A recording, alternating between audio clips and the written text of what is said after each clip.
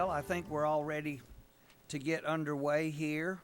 This is our annual legislative forum meeting, and the purpose of this is to hear from you, the citizens, and the rule, it's kind of been the same. This is an opportunity for you to express your concern and offer input about what you'd like to see the legislature address. That begins next week. The colors will be posted by the Honor Guard from the American Legion Post 237, commanded by Jerry Langford, along with Don Pinkerton, Earl Hokinson, and Bill Eckhart. Please stand. Color Guard, attention. Hip, forward, on. Advance to post the colors.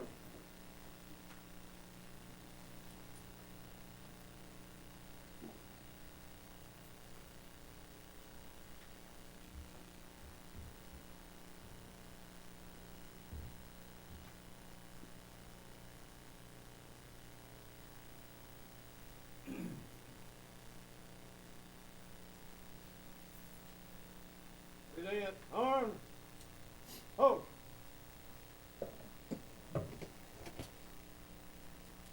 I pledge allegiance to the flag of the United States of America and to the republic for which it stands, one nation, under God, indivisible, with liberty and justice for all. Please be seated.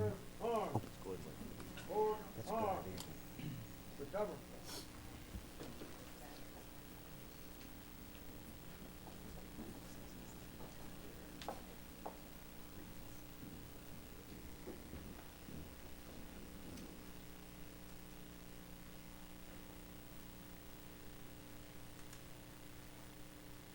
Now please be seated.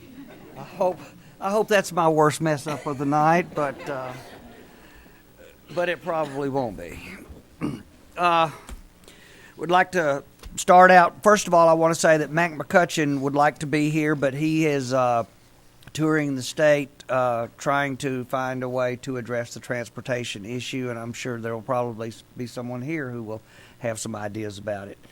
The remaining, I'd like to start at that end and have each, starting with Howard, Representative Sanderford there, and if each one of the members would introduce themselves and just tell them about your district. Howard Sanderford, House District 20. That's everything south of Drake and pretty much east of Memorial Parkway. Delighted to be able to serve in that district. It's a whole lot more confined than it was last time. It used to go up to Chapman all that way, but now it's very defined. South of Drake, east of Memorial Parkway, and not quite all of that. Representative Anthony Daniels, District 53, southwest Huntsville down to Martin Road South, north to Oakwood Avenue, northwest to Old Monrovia 255, and half of downtown. Thank you. Clay Schofield, Senate District 9, New Hope, Owens Crossroads, South Huntsville, everything east of the Parkway up to Mountain Gap Road. Also, all of Marshall County, northern Blount County, and southeast DeKalb County.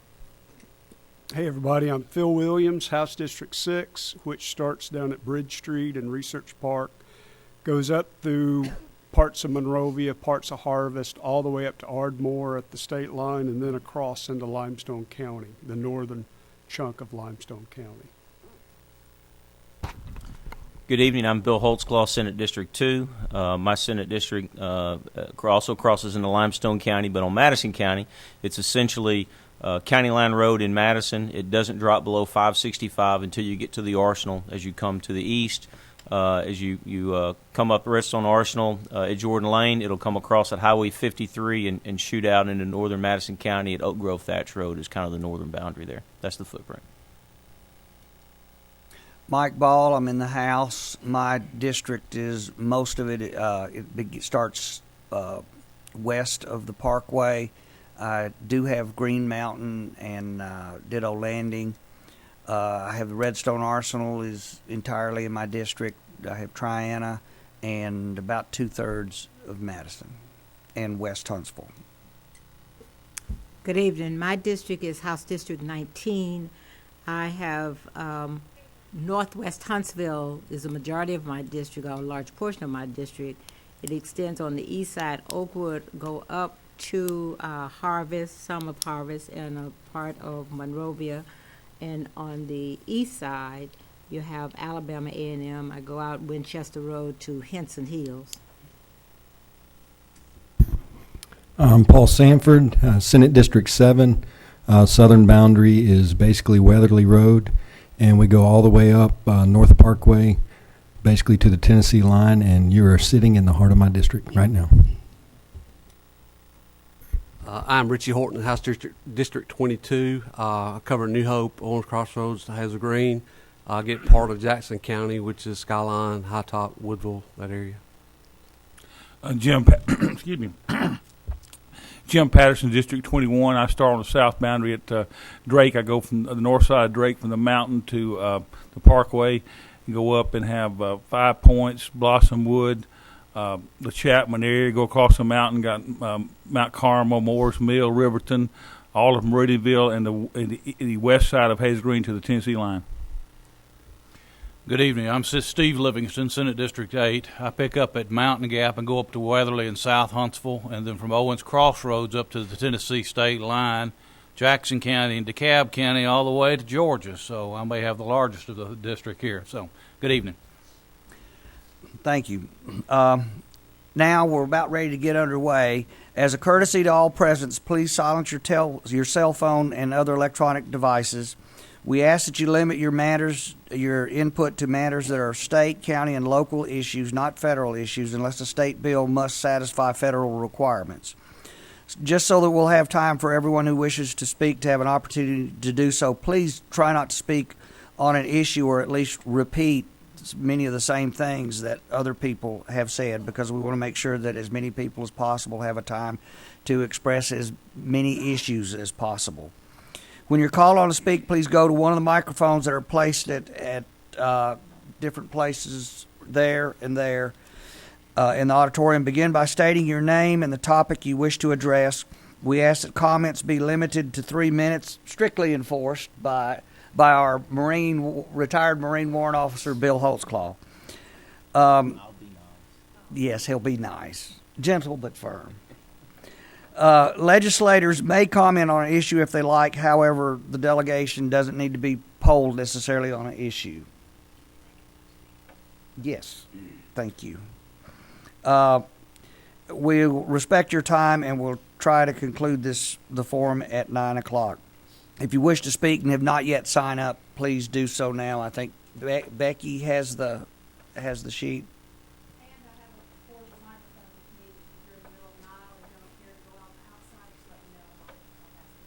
All right, and we'd also like to welcome a special guest that came up from Birmingham to observe, a newly elected Representative Danny Garrett from the Trussville area, and he's an especially productive member of the legislature. He's the piano player for the House band, so I always good to have a piano player around. So let's get started. Representative Hall, you have the list. Who's our first? Michael Polamini. Yes, ma'am. Thank you so much. Again, I'm here. It's been 22 years since I was involved with a divorce and my child support. With what the federal government has sent down and Judge Roy Moore is trying to change is going to make a whole new avenue in the issues of child custody and child access. So that was something that we may need to look at again. Maybe I was a member of the 2008-2010 Family Law Task Force that produced nothing. Maybe we can revisit that again and see what we can do to take the law back into the hands of the legislature instead of letting the judicial branch rule by fiat. And that's it. I've left you a copy on your desk for that. I've got a couple other things that for your consideration. The feds again have the FAA has made rulings on drones and what they're going to do with those. What is the state going to do to protect our private property rights as far as air rights are concerned? And then the other thing is with the state park system. Other states entertain having concessionaires go in and manage and do the work instead of having the state do it, and that may be a way to augment that you may be willing to consider. And then on the gas tax, whatever you do, just bump it up by 1/10 of a cent, whatever that. Thank you. Thank you.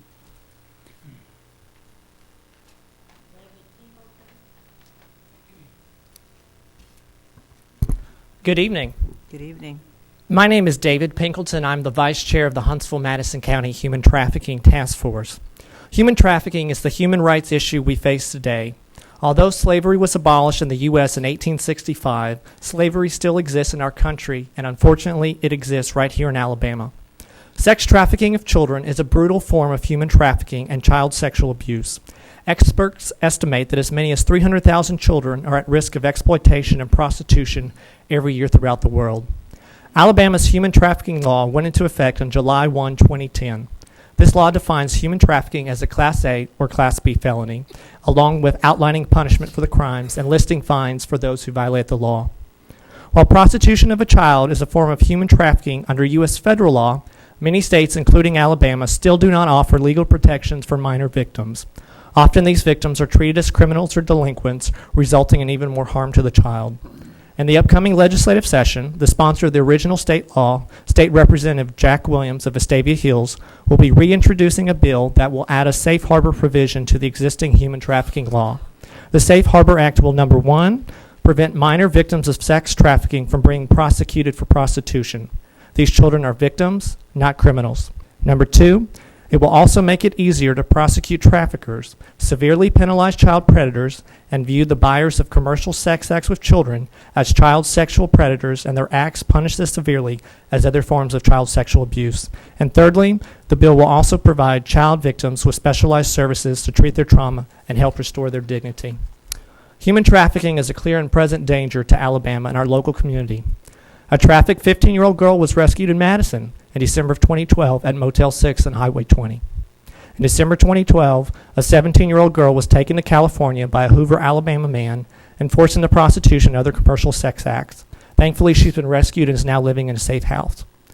In September 2013, a 19-year-old Huntsville girl was rescued from her traffickers in Lake Charles, Louisiana, and we've also documented many other cases throughout Mobile, Montgomery, Birmingham, and throughout the rest of North Alabama. There are many more cases that happen almost every day in Alabama that go unreported. Kids living on the streets and runaways who trade sex for food just to survive. Human trafficking crimes are heinous, traumatizing its victims and destroying their lives. The Huntsville-Madison County Human Trafficking Task Force, along with the National Children's Advocacy Center, Crisis Services of North Alabama, DHR, local law enforcement departments, the FBI, and Homeland Security, have been working together with Representative Williams to ensure our children will be adequately protected by this proposed law. Tonight, we are asking for each of your help. When you are asked to vote on the Human Trafficking Safe Harbor Bill, we strongly request that you please vote yes to protect Alabama's youth from human trafficking crimes. Thank you. Thank you. Chuck Verdane.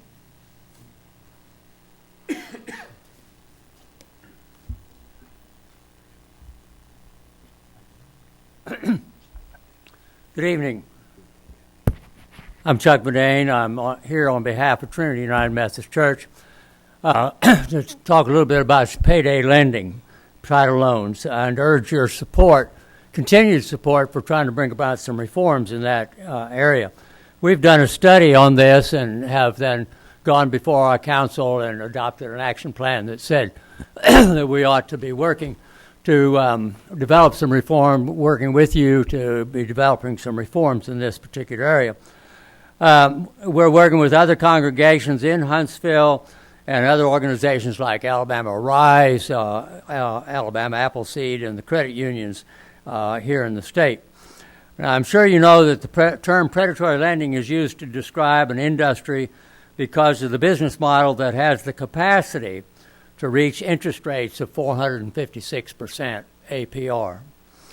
Now, we appreciate the progress that was made in the last legislative session to put more emphasis on the use of a common database. And one of the yields from that common database, and I'm going to quote here just a minute, is There are 46,000 payday loans are taken out in Alabama each week. That's the database.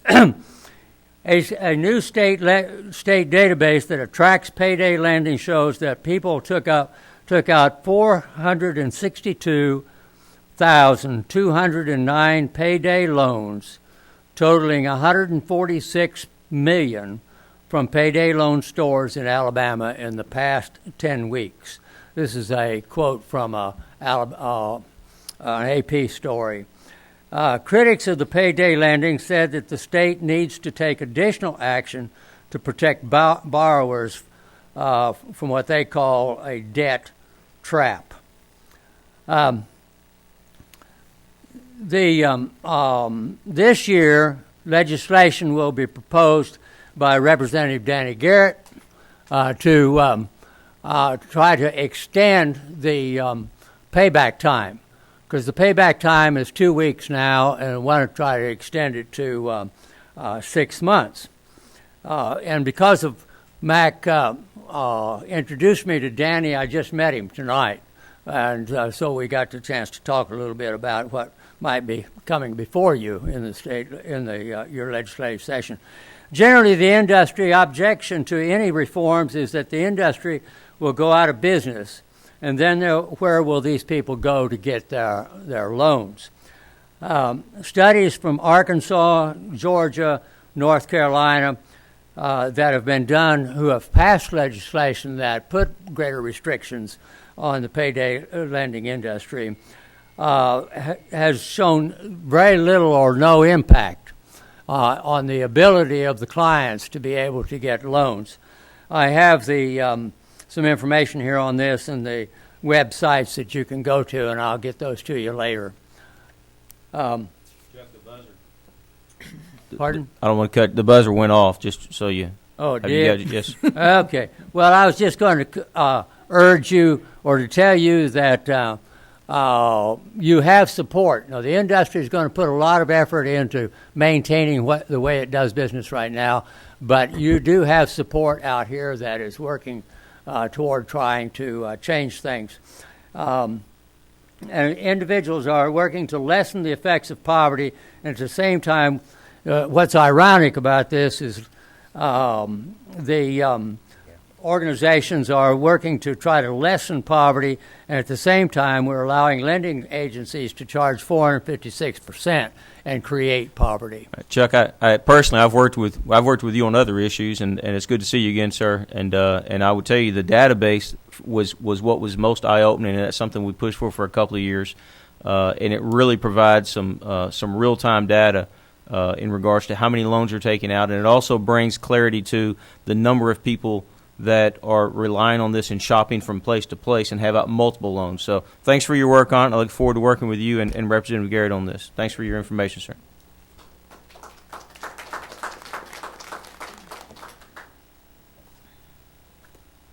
Jesse Johnson Senior, Jr. Is it senior? Junior. Thank you. He looks like a junior.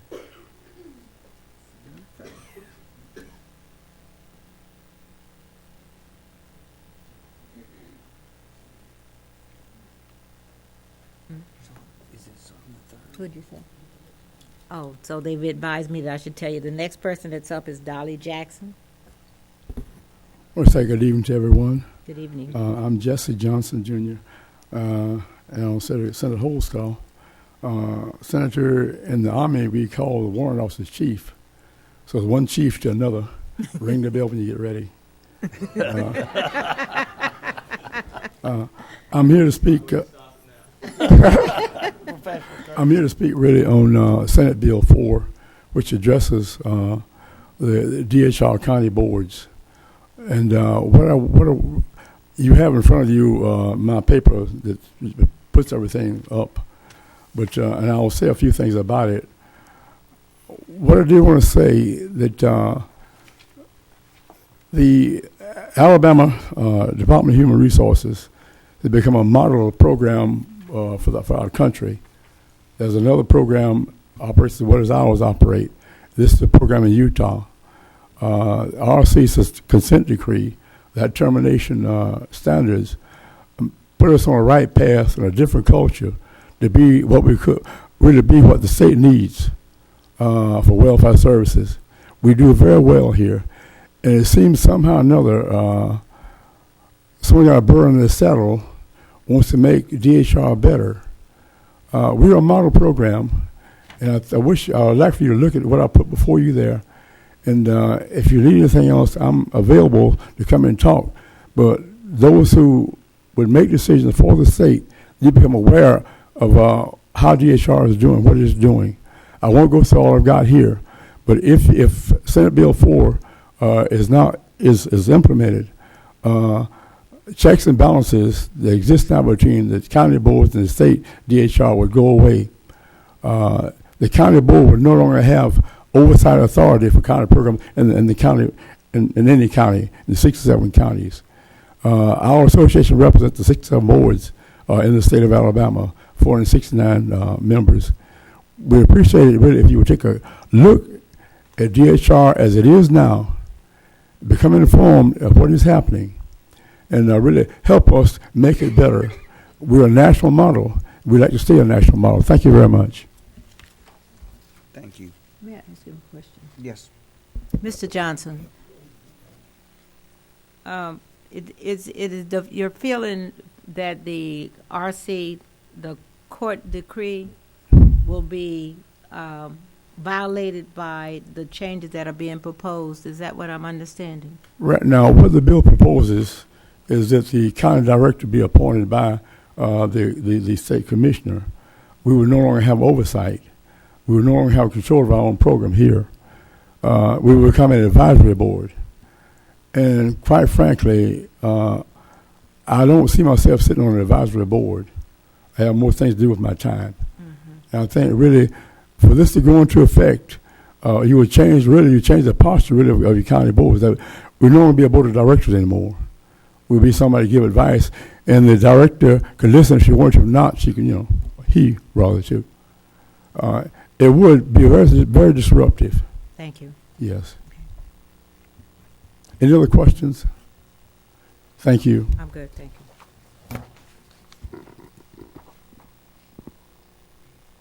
Good evening. Good evening. I am Dolly Jackson, and before I start talking, I want to, whoever the man was that was doing the prayer tonight, he said something he was praying, and he said something to the patient God. That God that was so patient.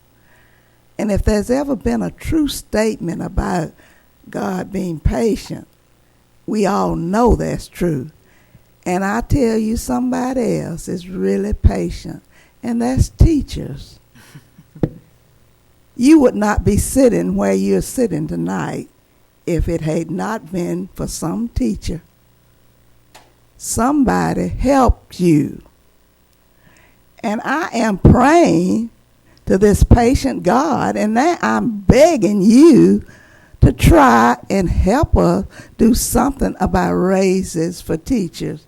I don't know anybody who has worked like 10 years and not got a raise. A cost of living raise would help us.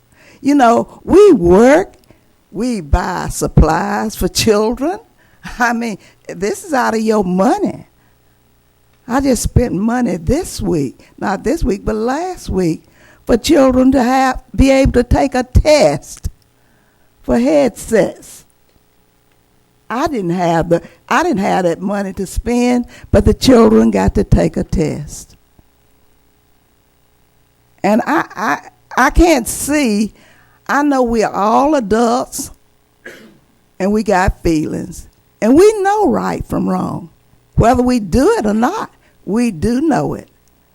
And this almighty and patient God will pay you later if you don't help us. It will. It will come to pass. And I've been around this stone for a long time. and need to be at home trying to take my rest. But I'm concerned about somebody else's child getting what they need to get and seeing to it that they're getting what they should be getting and helping them to succeed. And somebody did that same thing for you. And remember that when you get down there, don't just throw us away. Remember, we need it. Because some people have to take a second job, you know. That's not real kind to you when you got to get up and go to work every day and deal with children all day. It's not a good feeling. But we do it because we love the children. It's not because of the check, because you can't count on that. But it's because we love the children and we want to see children succeed. So help us out, please. I beg of you to do that for us. We would appreciate it.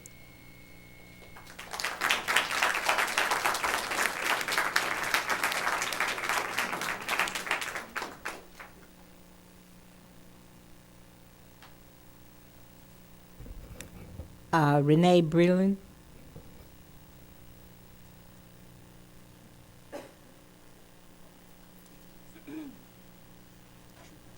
The next person is Jane Calhoun. Hello, my name is Renee Breland, and I'm the Director of Aging Programs at the Top of Alabama Regional Council of Governments, otherwise known as TARCOG. And I wanted to come to you today about an issue that we all know a lot about and what you've been dealing with for months, and you will be continuing to do that. And that is the incredible task of finding adequate funding for the Medicaid participants in this state, particularly those who are aging and disabled and who are in need of long-term care. You are faced with an incredible task, and when I say I'll be praying for you, I really will, because this is a serious thing, and I know that y'all are serious about it as well. But one viable option for our Medicaid crisis in this state is to really look at long-term care and the trend we see with having more home-based care. We're seeing that would be an incredible savings for our state. Not only a savings for our state, but it allows people to be at home and receive services, and that's where probably most of us want to be in the first place. So I would ask you to take a look at that and to really focus on that.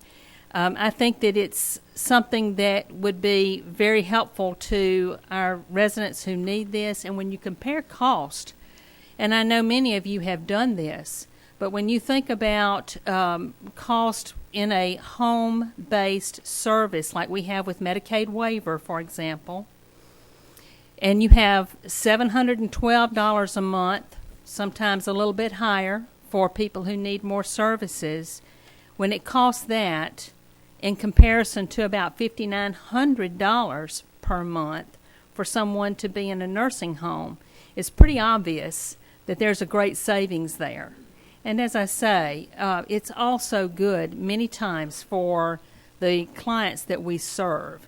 They get personal services, they get personal care, they get homemaking, they get lots of different services that we can provide for them. They get meals at home if they need them, lots of things that will help them to be able to remain more independent, make choices, be with their family, and just have more control in their lives. So I ask you to please consider the Medicaid waiver program as an option that we can trend towards in helping more and more of our clients and our citizens in this state to get the care that they receive. Thank you.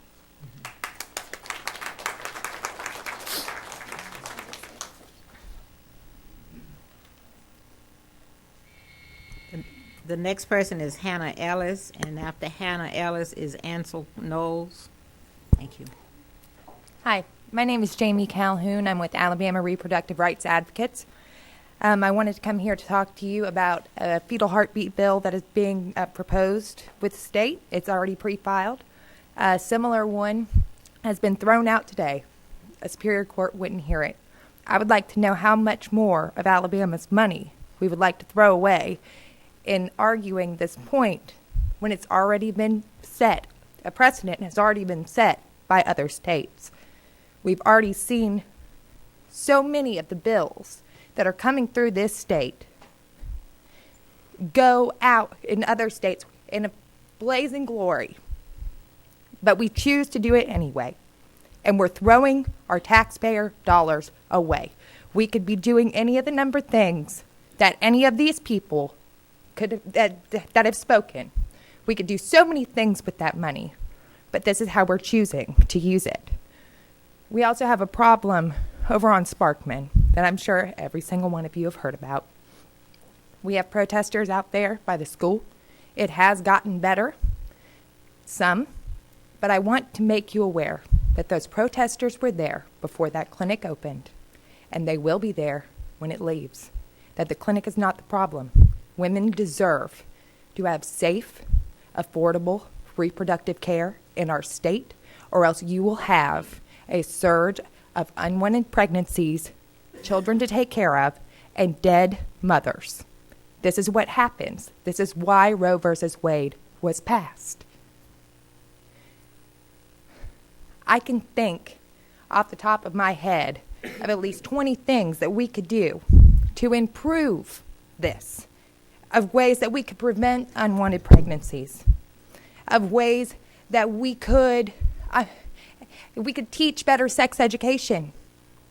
Our organization has a sex ed brochure with comprehensive fact-based information. I have an 8-year-old daughter that when she is ready, she has the information she needs. She knows what I do, yet she still chose to go to Google when she heard something at school. How many kids do you think are going to Google to learn about sex? This is a problem that we have, not just in Alabama, it's a culture problem. We can work on that, or we can continue to throw our money away.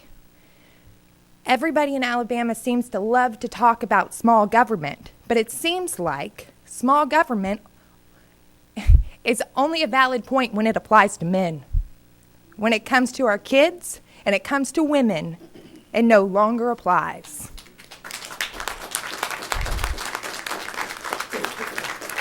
How long are we going to do this with our money? We all pay this money. We are half the population, and we are growing our next generation. So what are we going to do? Thank you.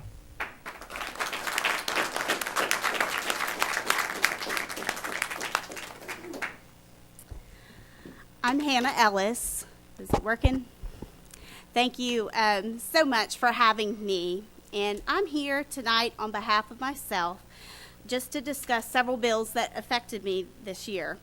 And you probably remember my speech last year, I know, where I blessed all of your hearts and choked on cornbread and wondered if there was any help for mothers and babies and Alabama politicians.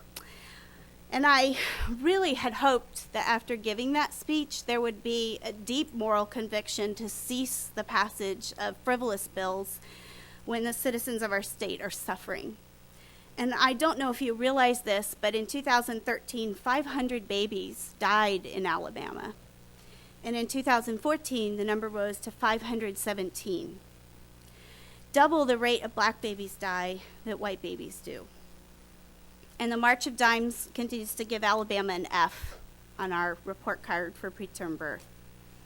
Moms and babies are really facing a lack of care, and midwives could help fill that gap. But last session, I had to read in the papers about dickering over desserts. And the press reported there was a surprising length of debate regarding the merits of pecan pie or ling cake with Senate Bill 166. And it wasn't funny to me. It felt like a slap in the face. Y'all, this year, though, the bill that just, was, I just have to say the shrimp bill stunk. And I felt like if last year I choked on cornbread, I just felt strangled by shrimp. Because really, do we need an official state crustacean when we can't balance our budget and we can't solve the real needs of our citizens?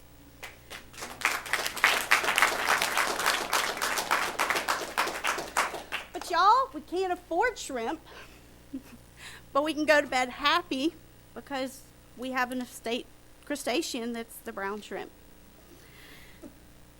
So tonight I'm just begging again and asking, please remember those of us who can't afford shrimp. Because I didn't need a state crustacean. I needed my midwife to be freed. And she wasn't, and I'm hurting badly. And I love her. And that's why every year I come, even though it's hard, because she matters. And tonight I realized as I was getting ready that I've been asking you over and over to do this every year, to free my midwife. And it's really hard for me to do boldly, but I do need to do this tonight. I need to just have some spiritual warfare, and I realize that not everybody is going to understand this.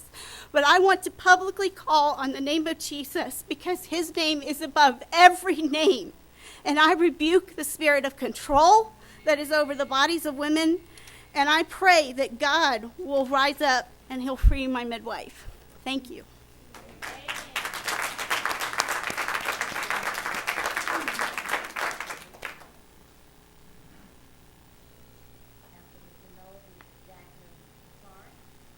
And Cleve Humphrey. Jacqueline Clark and Cleve Humphreys are the next two.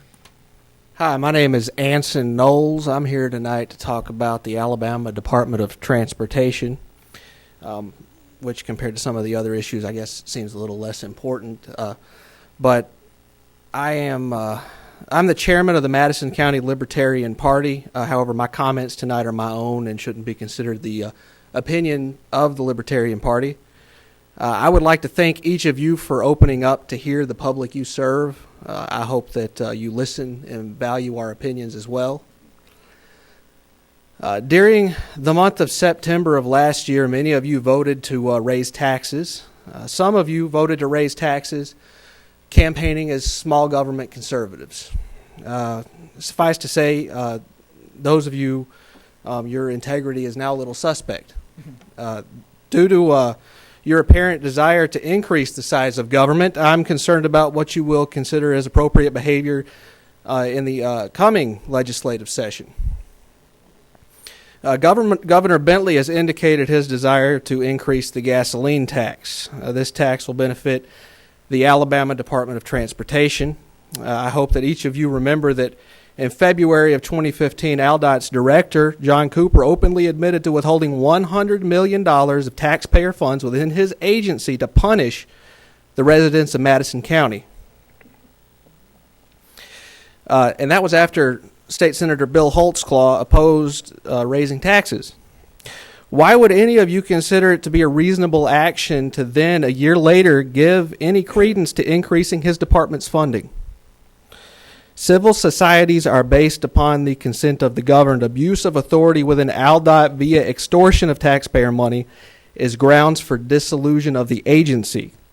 I have not heard a single voice in this bunch of elected folks up here even consider the privatization of services being provided by ALDOT. If extortion of taxpayer money is not grounds for reconsidering the value of ALDOT in your minds, I would like to know what are your grounds for limiting government. Thank you.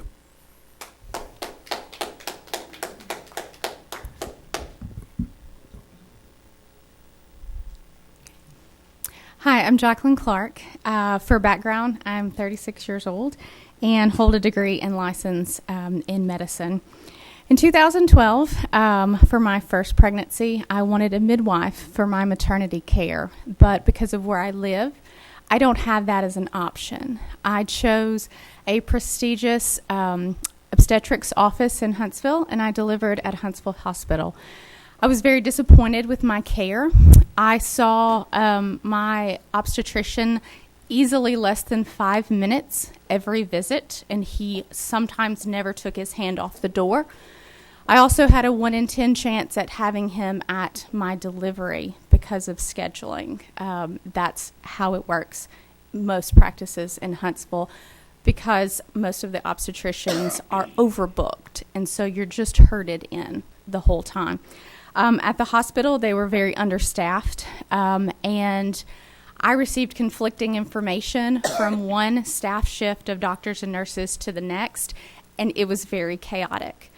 I am pregnant with my second child, and I am currently driving 4 hours round trip to the Farm Midwifery Center in Tennessee because the care is better. The drive, however, is awful, especially with a 3-year-old in the car. But you've left me no choice. I don't have options because I live in Alabama. I don't have the options that Tennessee mothers have. And I would so appreciate it if you would fix that.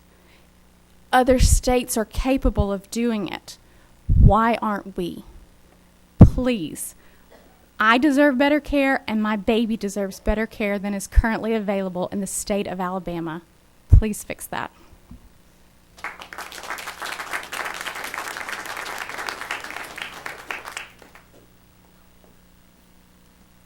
Cleve Humphrey, Adrian Mueller, Adam Keller.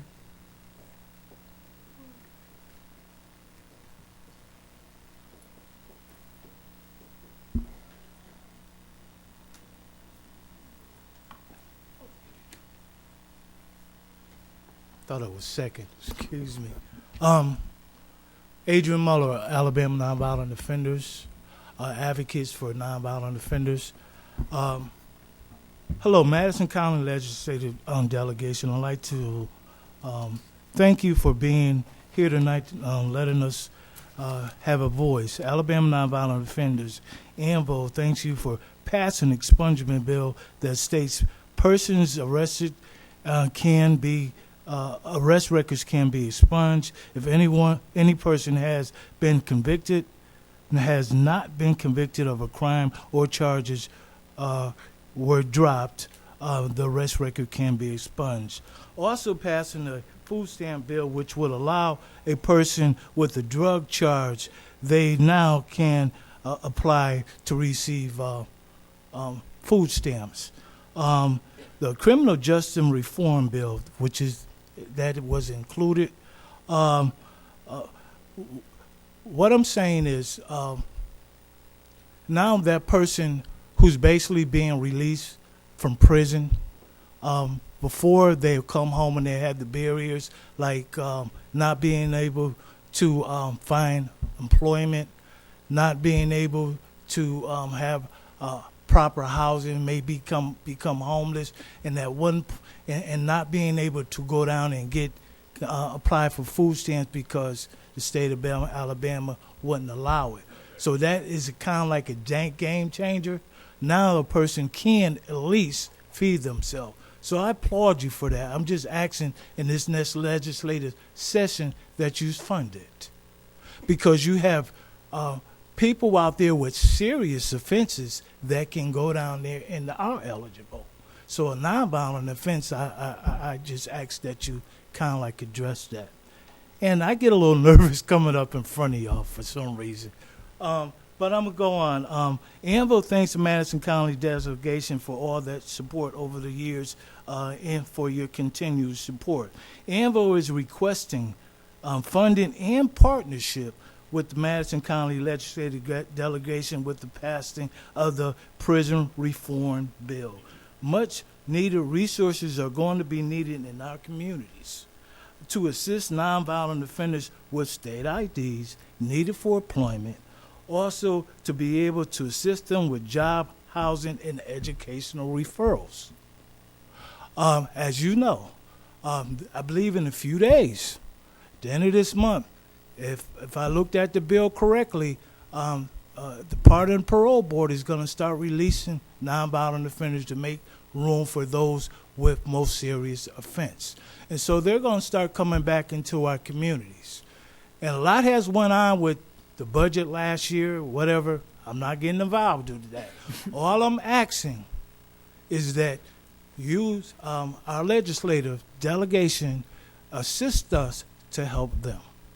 because they're going to need some assistance coming back in our community. One that I pointed out was IDs. They come home, and all they have is their release paper. They can't take that release paper to the where you go get your IDs, to the state safety department, and they need some resources to kind of like assist them in that. And that opens up other doors for opportunity for them. And that is my request. I have a package in front of you, and I just ask that you look at that package, and we have a certain request in there. And again, I thank you for your past support, and I'm also believing that we can continue to assist those who are in need, the nonviolent offenders. And that's all I have to say.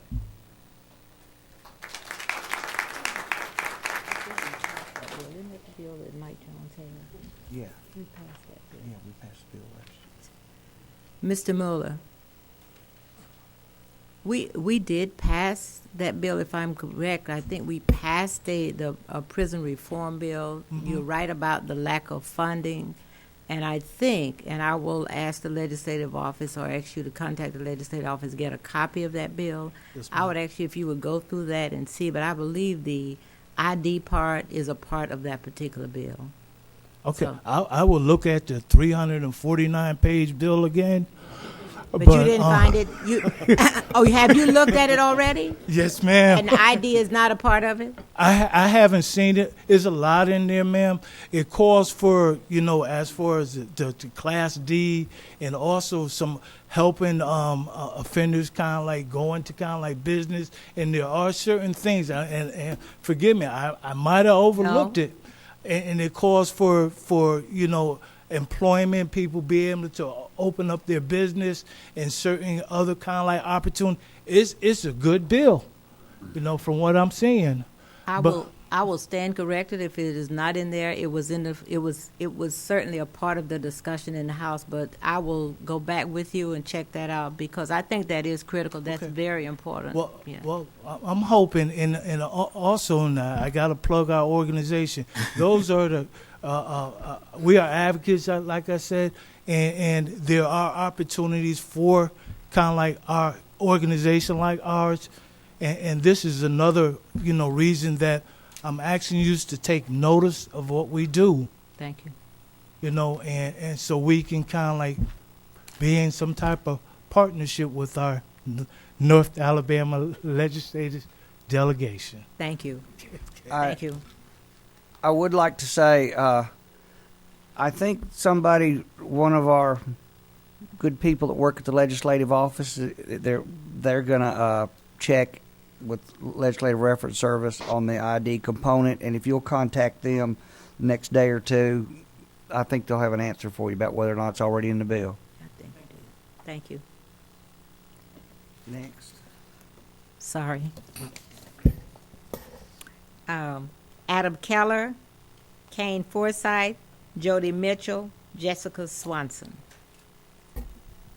Before you start, sir, if I could recommend folks, we're coming up on an hour right now, and we still have a lot of folks we want to hear from. It would be beneficial, I think, for everybody, and I'm not trying to speed things up. I'm just trying to make it efficient, okay? But if there's an open microphone, if you were called next, if you would go ahead and go to the microphone when the person that has spoke, when they finish speaking and we don't have questions for them, then we can move to the next person just a little bit quicker, and hopefully we can get everybody in the next hour. Thank you. Good idea. Good evening. My name is Adam Keller, and I thank the legislators for holding this forum tonight. As a former teacher and an advocate of public education, I want to speak for the schools our students and communities deserve. Too often, we're really quick to label schools and teachers as failing.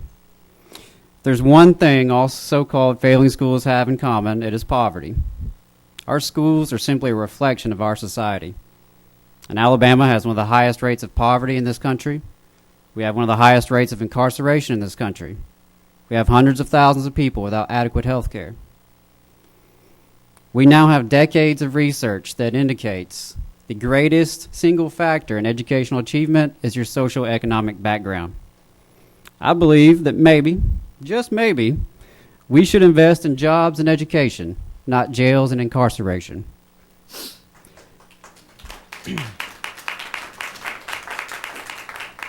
I encourage our legislators to talk with our educators and talk with our retirees and talk with our student teachers. Come visit our schools and ask those in the classrooms doing the work what they need to be successful. And you can always call me, and my office is always open. I'd love to meet with you. Thank you.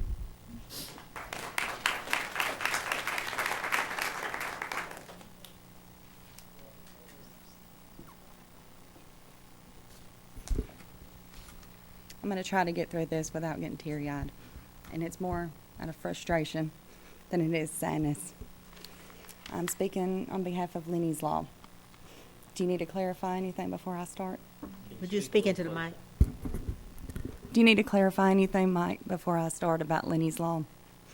You go ahead. Okay. I'll over the next few weeks, I'll be Okay.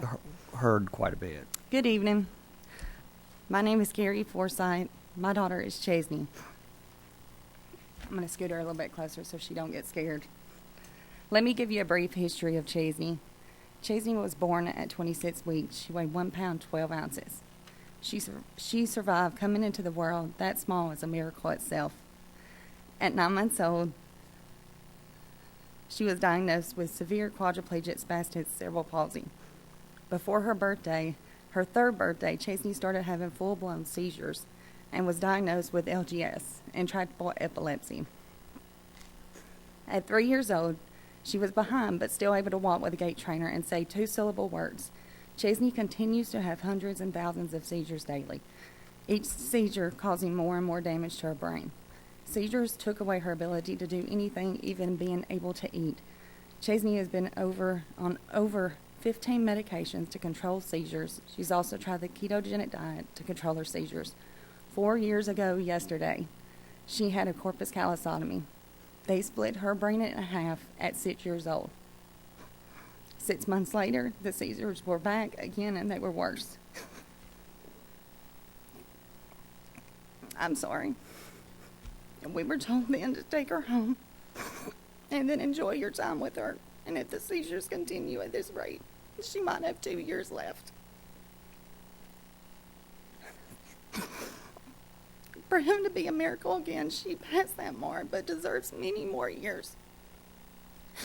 Just recently, Chesney had the barium swallow at Children's, and the outcome wasn't what we were hoping for. Anything that she took by mouth with less consistency than pudding was going straight to her lungs, and all that aspiration has been what's been causing her to go into the PICU states for 14 days at a time. The reason to this was due to the corpus callosotomy she had to control the seizures she was having.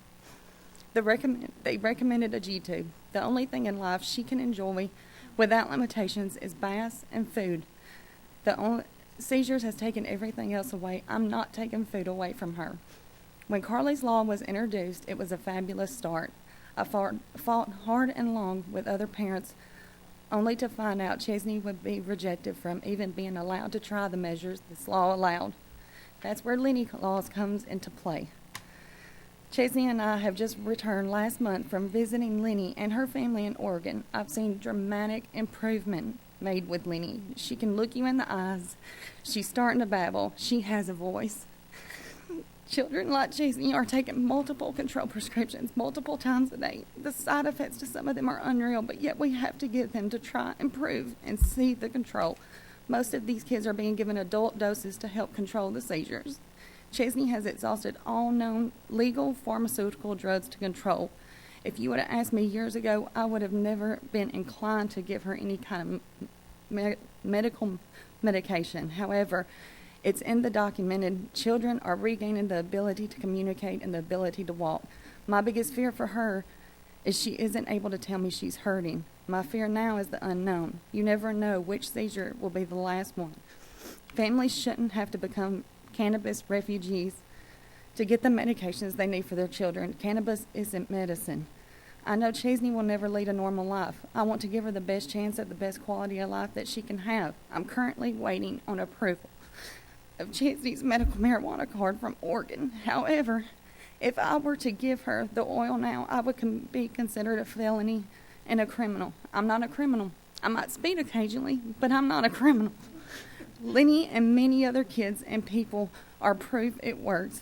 Please stand with us parents and help to support us, giving the kids of Alabama their best quality of life and supporting Lenny's Law. Thank you.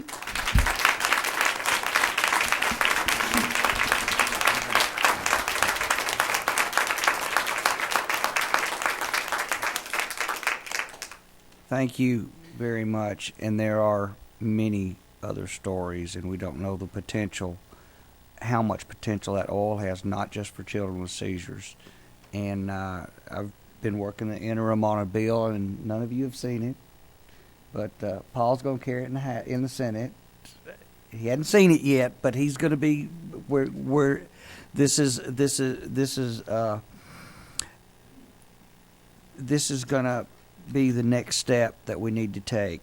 Carly's Law was a good step. We have more information than we had before, but every one of these members up here have a very open heart and have been very receptive and have been very supportive as we've gone down this path. And this is going to be Lenny's Law doesn't cost any money, and so this will be something.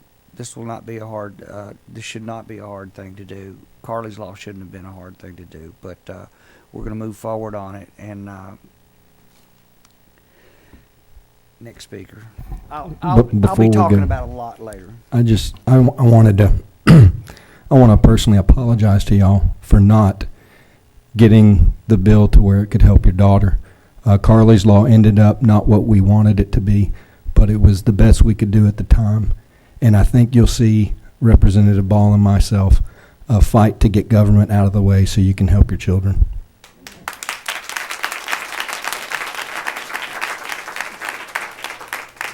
What actually happened, and I don't want to dominate, I know the time's precious here, but what happened was we passed a very broad bill, and the FDA, as it went through, UAB got the authorization, it narrowed it down as to who qualified. We were hoping it would be a lot more open-ended, but we're going to make some progress this time. Please call. Stop me. Jody Mitchell. Hi, my name is Jody Mitchell. I live in Decatur. My son is 12 years old, and he has epilepsy since birth. He was part of the UAB trial through Carly's Law. He no longer is. And it's not because CBD only failed him, it's because one of the medications he was on was causing him thousands of seizures, to where we calculated somewhere between, at the end of last year, he had about 50,000 seizures just in the last few months.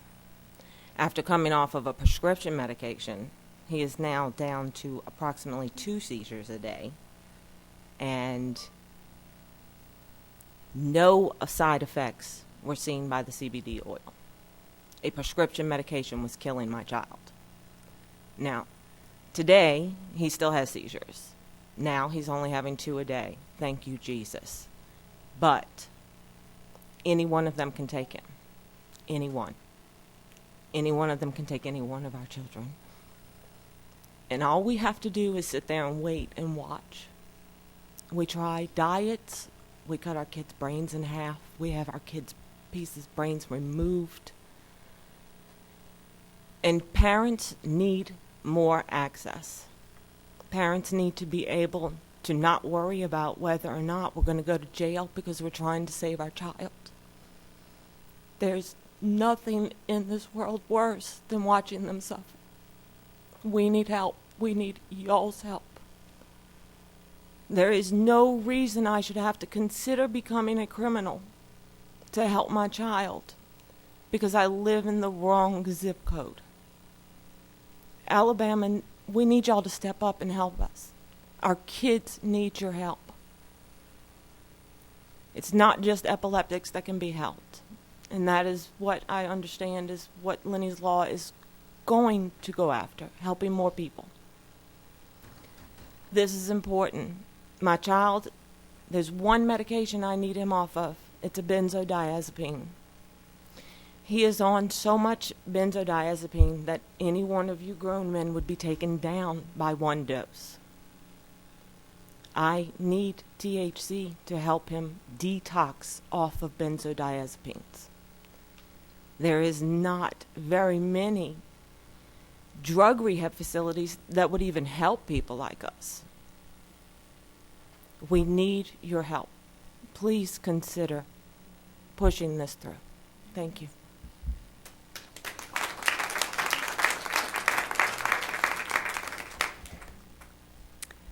Hi there.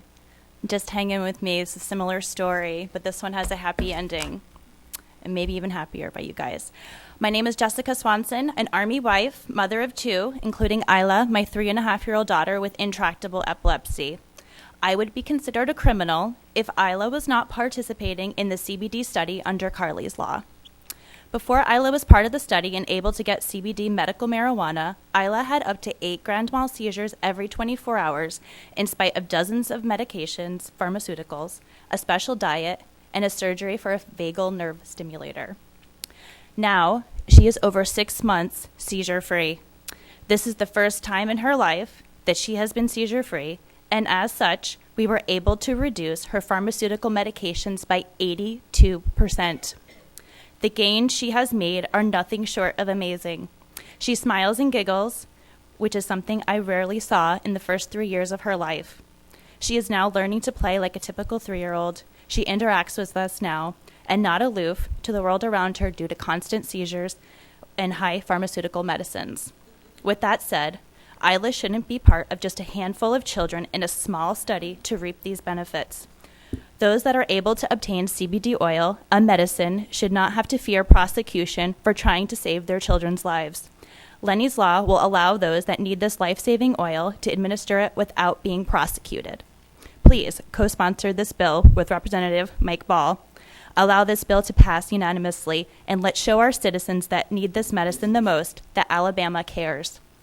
Lenny's Law is certainly a step in the right direction. It makes sense to allow a medicine that saves Isla's life every day to be legally available to all that need it.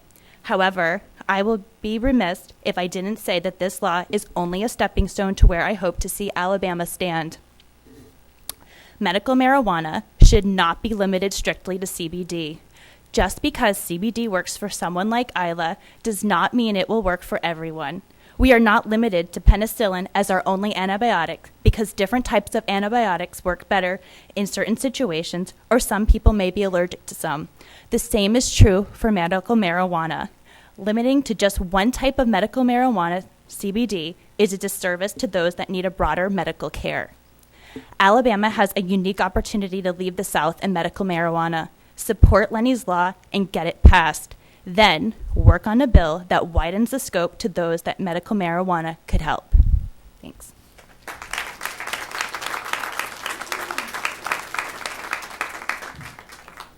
I do need to say one other thing that we're doing.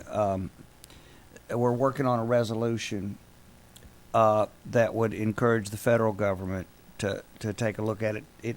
If a lot of what the states do is nibbling at the issue, they really need to look at moving from Schedule 1 to Schedule 2 so it can unhandcuff the doctors. So we're gonna include a resolution to Congress as a separate thing while we're doing Lenny's Law. All right, I'll be following it. Thank you. Bill Adams, Donna Kennedy, Patricia Marr.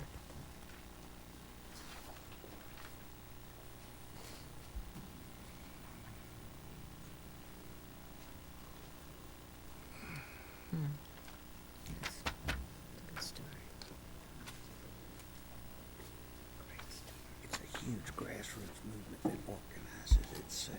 I ain't got nothing to do with it. It's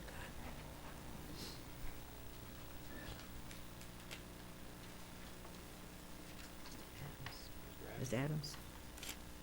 I guess I'm next. Yes, sir. I'm Bill Adams. I served in the state legislature in the early 80s.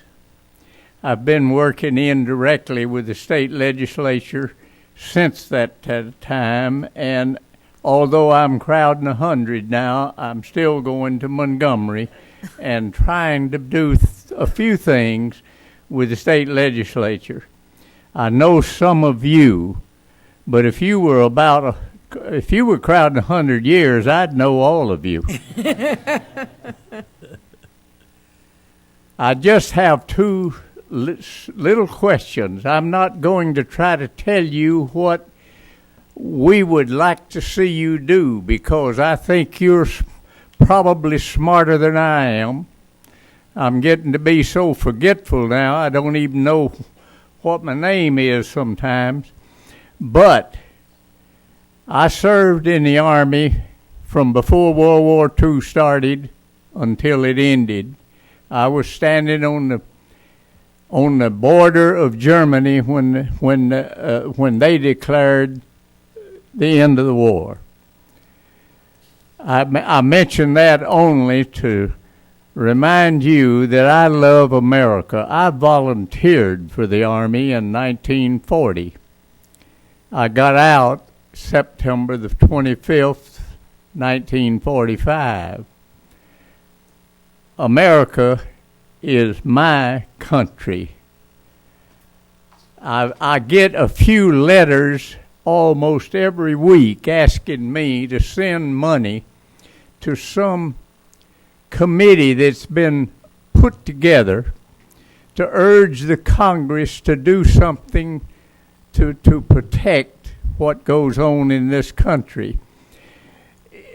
I assume the Congress knows what they were elected for, and they should know what they're doing, and they don't need me to be sending money to somebody to badger them to do their job that they was elected to do. I feel the same way about you people, but I will say this to you. If English is the right language for America, I feel like it is. I would urge you, I'm not asking you to vote for English to be our one language in America. I'm asking you to analyze it and make up your minds whether you should vote to establish English as America's one language, and let the people who comes to this country, let them learn how to speak English, learn how to love America, and then they'll fit right in with us if we're an English nation. The other thing, the other question I have, and this is just a question. You know as much about Social Security as I do. I'm a retired state employee from state government, and I draw Social Security. I bought 4 years of my military time to establish into Social Security timing. Cost a lot of money to get that 4 years. I don't want to see anything happen to our Social Security. We have paid into it all of our working lives. Our Social Security is our trust fund. It needs to be preserved. There are organizations, there are efforts being made, and there's talk, and I get letters asking me to send money to help persuade the Congress not to let the Social Security be destroyed. I'm only asking you to think about it, meditate on it, decide whether you realize enough about Social Security and how it was established and who it serves and what it does to help preserve it. I believe you'll do what you were elected to do. Some of you I know personally, and I love every one of you, even those I don't know, because I meditate on what you're doing in Montgomery. God bless all of you. Thank you. Mr. Adams, I just want to let you know that I ordered your book on Amazon, and it's in my queue, and it's up near the top. I'm looking forward to reading your life story. Did you get the book? I've got it. I've got it. It's it's right up near the top of my queue. I'm looking forward to the next few weeks reading it. Some of my other friends do sit down every once in a while, maybe not every night, but often, and look back. That's the name of the book. That's right. Good afternoon. My name is Donna Kennedy, and I am an educator. I thought about coming up here and making a presence like we do in our classrooms every day. It's hard for me to sit still because I don't sit still when I'm teaching. But I want you to know that I'm really, really concerned. This is the first time I've ever spoke in front of you. Some of you, Mr. Schofield, I drive an hour to work. Matter of fact, I drive an hour home, of course, and I'm way past my bedtime, so I'm going to make it quick. But as a teacher, I'm very, very concerned, okay? I feel the frustrations every day from other colleagues, other people, and, you know, after hearing some of this stuff, you know, it goes back to the fact that, hey, Kennedy, you didn't do this for the money, but I want you to understand that, you know, we feel like there's a lot that comes upon us as an educator, because when I step in that job every day, I get there early and I leave late. And then I take it home with me because I do take care of those kids. Those kids are my kids in my classroom. The kids that went on, they're still my kids. I worry about them. I think about them. I give them money, not money, but I give them food. I use my money. I spent my first whole paycheck the first year I ever taught just to the kids. And I'm telling you this because my concern is before you make any decisions whatsoever when it comes to education, I'm asking you, please, with all the concerns, will you talk to us one-on-one? Talk to the educators in the classroom. Don't just talk to one set. Talk to lots of us. Get our feel on things, how we feel, what we need, and our support. These things I'm bringing to you, one question, and I know my time's about up, but I'm challenging you. The question is, when is the last time you have actually stepped foot into a general education public classroom and stayed 30 minutes to an hour? Visited, saw what they were doing. I challenge you to do that. And please speak to us, because y'all make our decisions that affect us.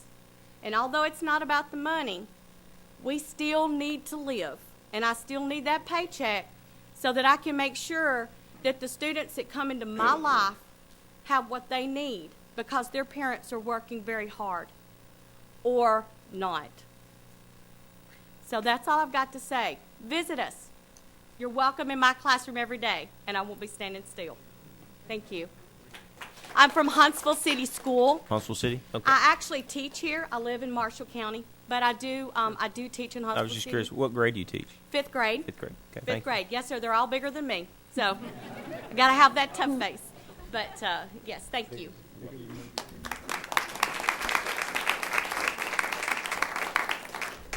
I'm Patricia Moore, and I am also an educator for 15 years. But I'm here as a mother today. I have twin boys, and they're almost 2. And every month when I write the check for daycare, I'm like, oh, I'll be so glad when they get in school, so this money won't go out of my pocket. But then I get to school, and I see my pre-K people on my hall, and they're stressed out. They're stressed out about getting the kids where they need to be, and how are they going to do it, and who's going to be looking at them. And my 2-year-olds, they need to go to school. They need to go to public school so that I can hold on to some money. But I'm concerned about a pre-K that's going to be developmentally appropriate for my kids. Are they going to be pushed into things that they're not ready for? Are they going to have the testing that we have? I'm a first grade teacher. I see my kindergartners. I see pre-K. Are they going to be pushed in 2 years and they're not ready? I'm wondering if you are concerned about our children being developmentally ready and in a few years? Will you support a developmentally ready pre-K for these kids?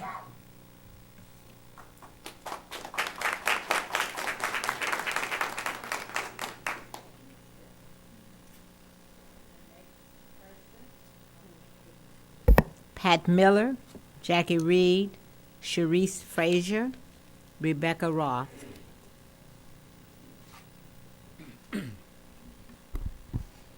Good evening. My name is Pat Miller. I'm currently serving as president of Huntsville Education Association. This is my 31st year in the classroom, Huntsville City Schools. I appreciate your time tonight. I'm speaking tonight out of concern for some things I'm hearing coming out of Montgomery concerning teacher evaluation being connected to test scores, not just evaluations, but even our salaries. And forget for a moment how difficult that's going to be, considering how many teachers will not have a test score. Arts teachers, PE teachers, health teachers, some academic teachers who don't even get tested, and that some of these tests aren't even every year on every grade. So forget about all that for a second. I just want to talk about using testing at all. And I did a little research on that. And I'd like to, if you'll indulge me for a second, share some of that with you. The Economic Policy Institute is a nonpartisan, nonprofit think tank in Washington. They concluded that heavy reliance on what are called value-added methods should not dominate high-stakes decisions about teacher evaluation and pay. There's broad agreement amongst statisticians, psychometricians, and economists that student test scores alone are not sufficiently reliable and valid indicators of teacher effectiveness to be used in high-stakes personnel decisions, even when the most sophisticated statistical applications such as value-added modeling are employed. For a variety of reasons, analyses of VAM results have led researchers to doubt whether the methodology can accurately identify more and less effective teachers. VAM estimates have proven to be unstable across statistical models, years, and classes that teachers teach. And it warns of negative consequences if value added is a key component in evaluation, including more teaching to the test and a narrow curriculum. The executive summary says legislatures should not mandate a test-based approach to teacher evaluation that is unproven and likely to harm not only teachers, but also the children they instruct. It also says adopting an invalid teacher evaluation system and tying it to rewards and sanctions is likely to lead to inaccurate personnel decisions and to demoralize teachers, causing talented teachers to avoid high-need students and schools or to leave the profession entirely, and discouraging potentially effective teachers from entering it. I'm sure all of you agree that any legislation on education starts with what's best for kids. I'm asking you tonight to do your homework on this. If this bill comes across and they start trying to tie this to it, please look into this. Studies after study after study says this is bad policy, bad policy. Ask yourself, why would a prospective teacher want to come teach in Alabama right now? What lures them here? This? I just ask you, like Donna just said, talk to teachers, talk to parents, talk to kids. I don't want us to legislate ourselves into being the least attractive option for prospective teachers. All around us, they're not doing this stuff. A lot of places have given up on it. So please be careful. I ask you to trust teachers more than you trust tests. Thank you. Thank you. Mr. Miller, I just want to follow up, and Mr. Keller, and we spoke the other day, correct? Yes, good, nice to see.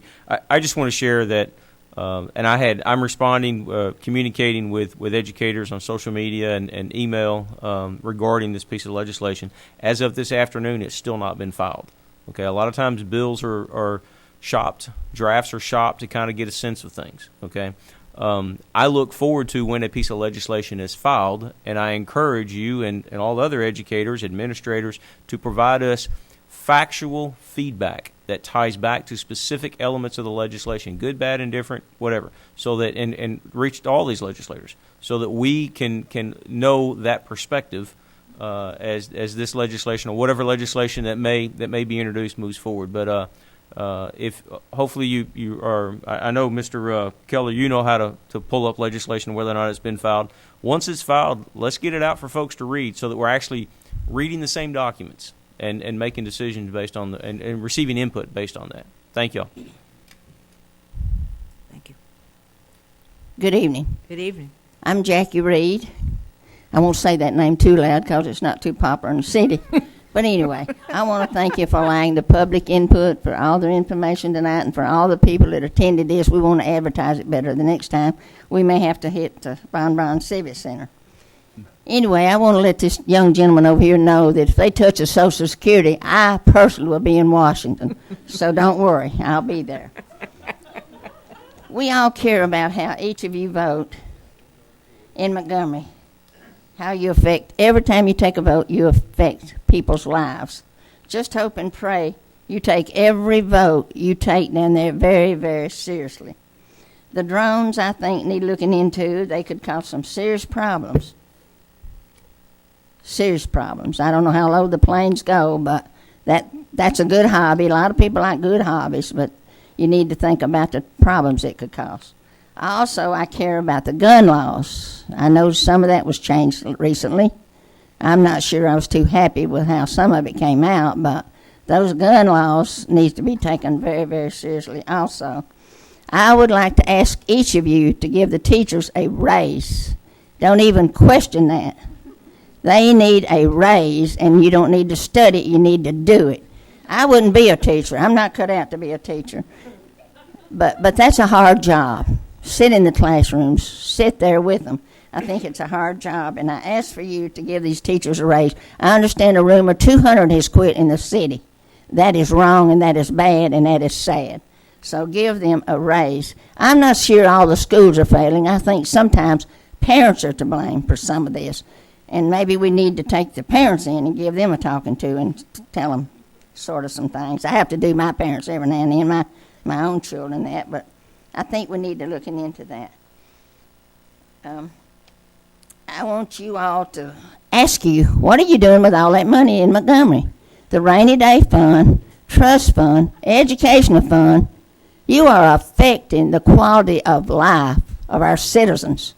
Letting prisoners out and letting destroy this and putting the patrols out of business. And what are you doing down there with all that money? Stop it. I'm going to have to come down there and help you find out what you're doing with it. I don't know if you all get port funds or not. Sometimes I wonder if you get port funds like the county commission does over here.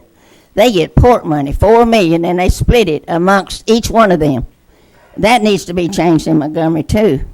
That helps them get elected every year.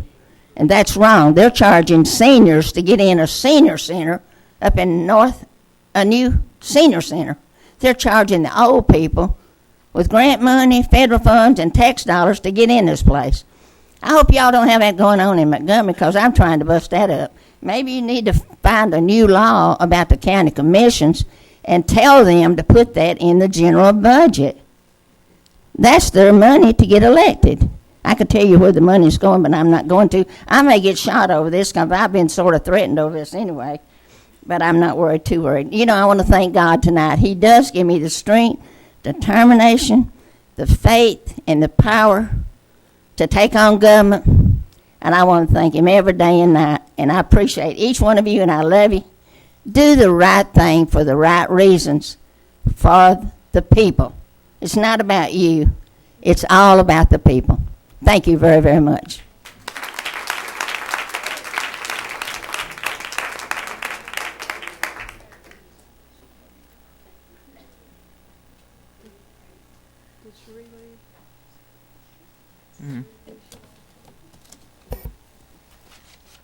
I think Cherie left. So okay, so I'm you're Rebecca Rebecca. Roth.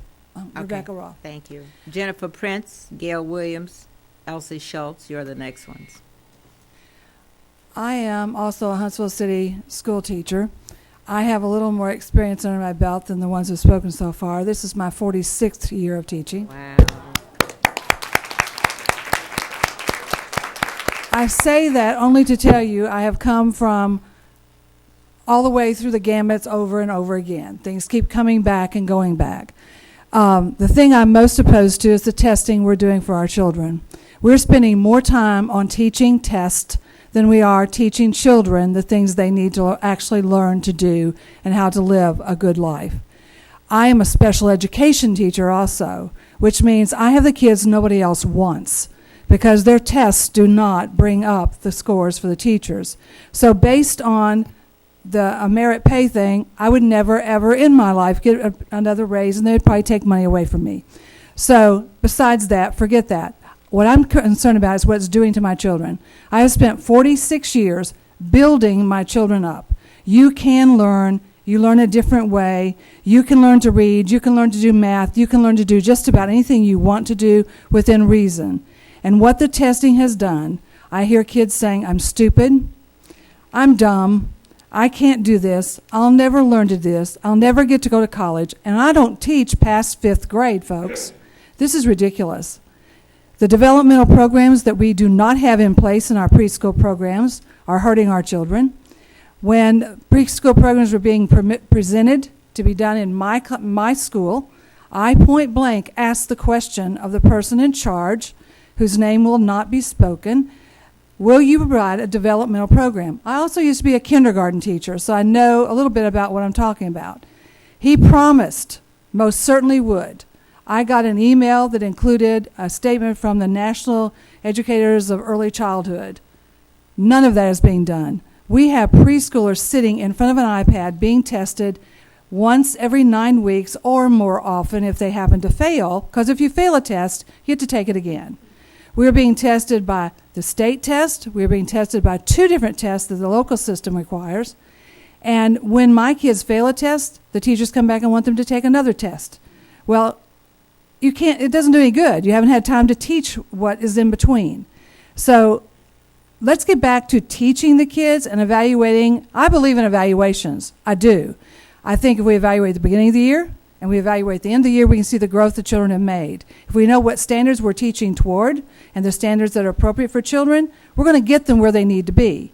I don't have a problem with teaching standards. I don't have a problem with working my tail off to do that. I don't leave school before 5 o'clock every day. I am at school until 9 o'clock one night a week with the science team. I don't even just do special ed. I do other things too. I believe in public education. Without it, none of us would be sitting here. I would not have been able to go to school because my parents wouldn't have been able to afford it. My dad doesn't have a high school education. My mother does. I was the first college-educated person on either side of my family.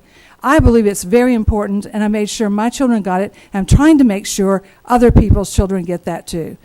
Special education children can learn and they can be productive citizens, but we need to keep out there those programs that use your hands, the things for mechanics and plumbers and so on and so forth. I don't want to do plumbing at my house.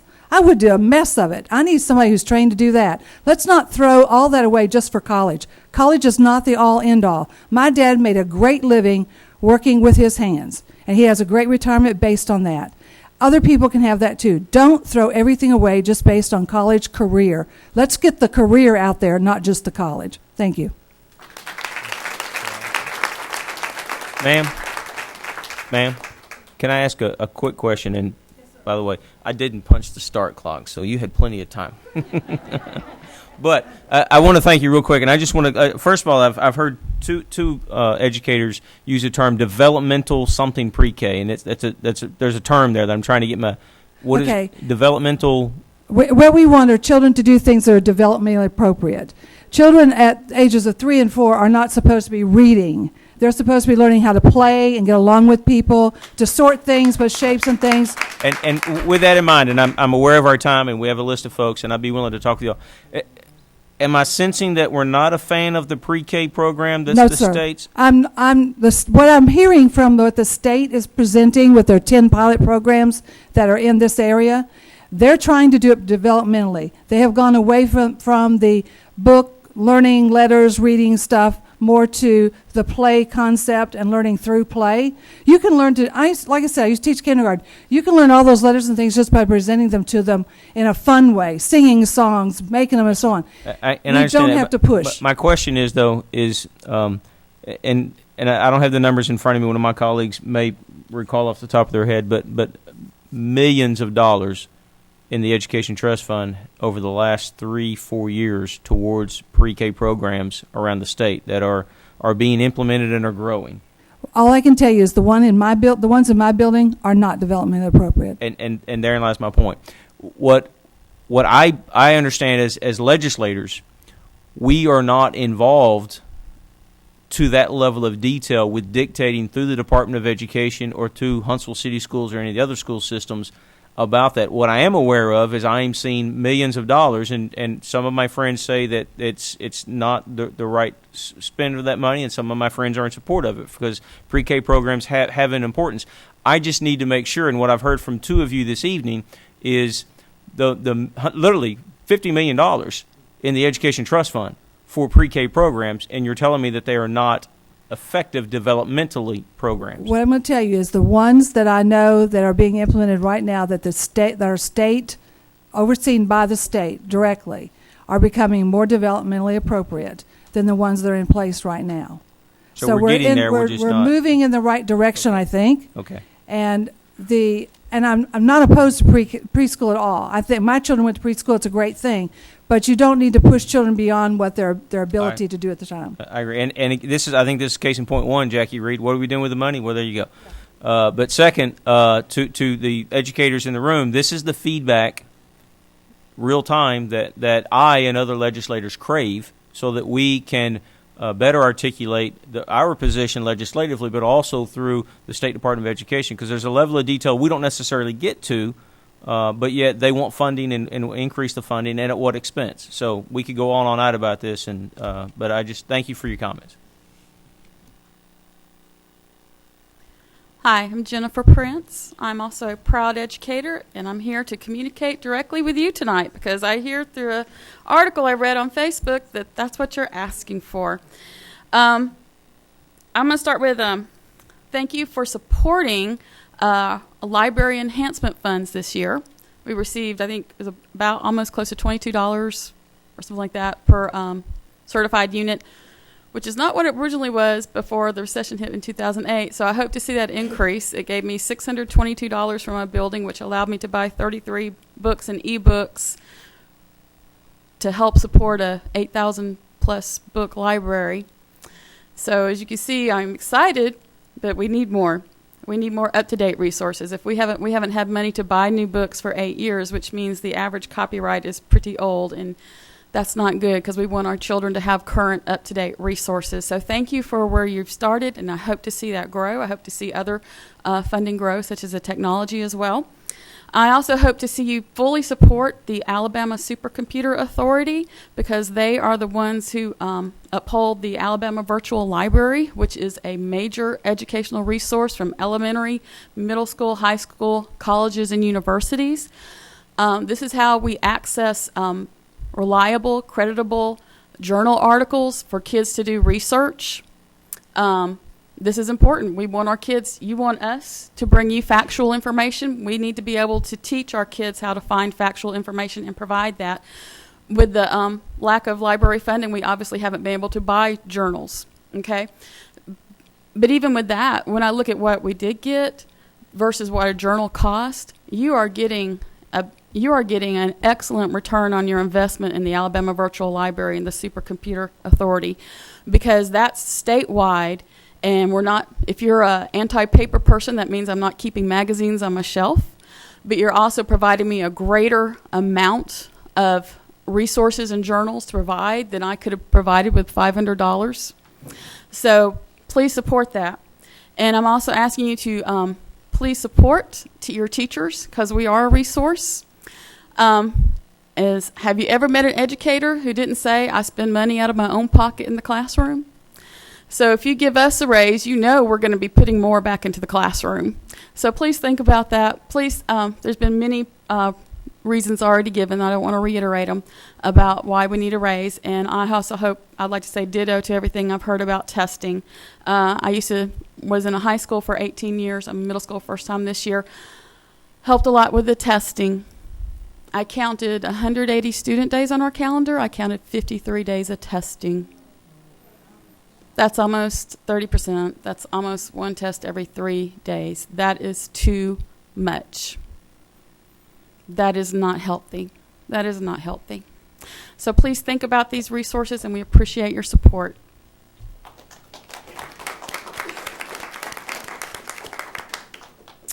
Hi, my name is Gail Williams. I'm not a teacher, though my daughter is an educator here in town.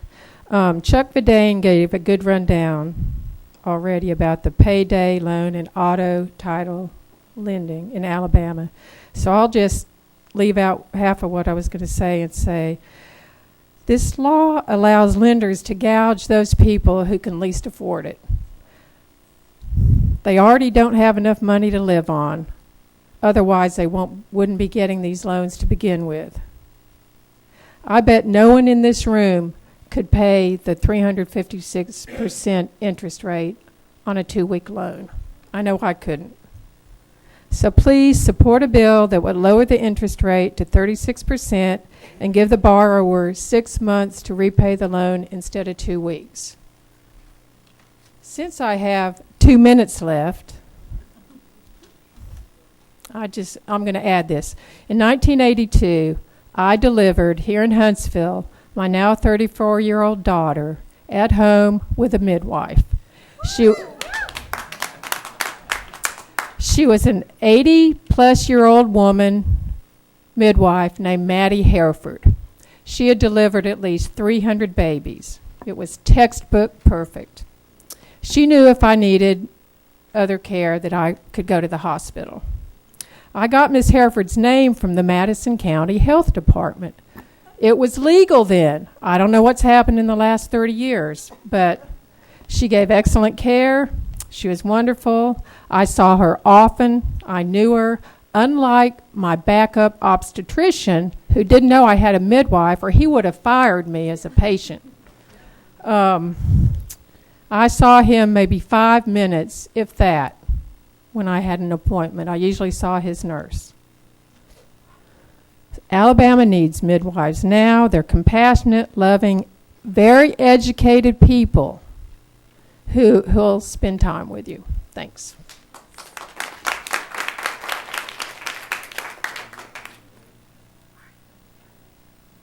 After Elsie Schultz will be Jerry Burnett, Johnny Carson, and Lisa Clark. Dedicated members of our state legislatures, thank you for your time this evening. My name is Elise Schultz. I reside in Madison, and I'm here to ask for your continued support of Alabama mothers and their birthing options and rights. If I go into labor as I stand here 9 months pregnant tonight, I can legally deliver my own child. Or any of you good representatives or senators could come to my aid. And Senator Holtzclaw, I believe Representative Ball recommended you. How? Oh, you recommend? Yeah. I was born at home. That's what he said. That's what he said. I told her if she went into labor early, she was going to I'm ask the me. guy. and I said no. He passed the buck. However, if a trained midwife steps in to help, she would be treated as a criminal and charged under our current state law. Does this make any sense? Ask yourself if it is really right and fair for the people, especially women of Alabama. It's time to stop gambling with mothers and babies in our state. Lottery tickets aren't the only thing that have people spending their money outside our state borders. Mothers seeking better care, not only to birth out of a hospital in Tennessee, but women are driving to Nashville hospitals and birth centers. They could have the births here just as easily. Let's break this down into some money. For every 10 women who leave our county or state, it's easily over $100,000 of lost revenue potential every year for just 10 women. Other states have added certified professional midwifery licensing, have, by conservative estimates, found cost savings of $1.35 million per year with reduced C-sections alone, resulting in Medicaid savings of over $200,000. This was just with 2% of the births being attended by licensed midwives.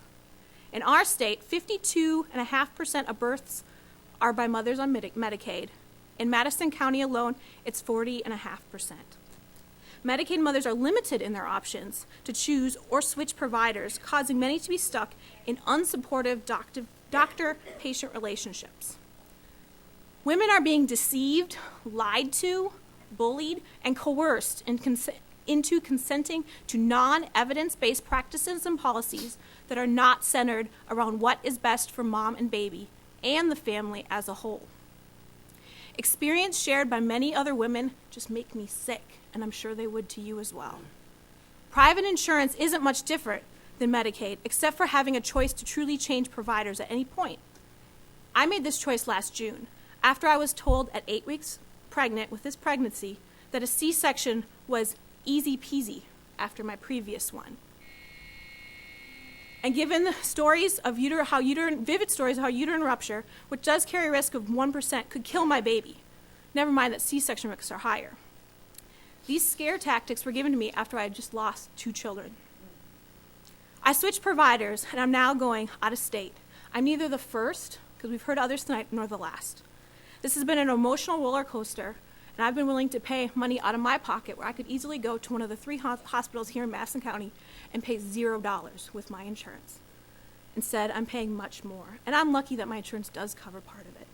Women need options in this state. I've lived here for almost 10 years, and I'm surprised at the state legislators' lack of urgency to pass legislation to decriminalize midwives and allow certified professional midwives to practice and attend deliveries. As you go to Montgomery this year, I ask that you do your part to make a long-needed change. I ask that you support the Birth Freedom Act and give women of Alabama birthing options. Thank you so much for your time.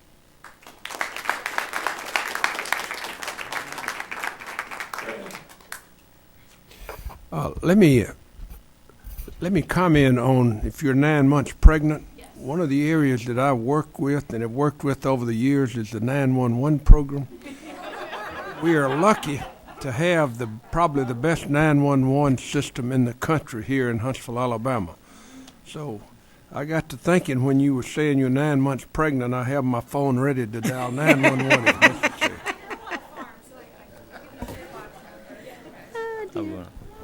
But in all seriousness on this issue, and I know we've worked with several of you in years past, I think we all know where the problem lies. I think this body has been supportive. That's right. And our strategies are what we need to continue to refine so that we can get over some of the hurdles that are purposely laid out with response to this.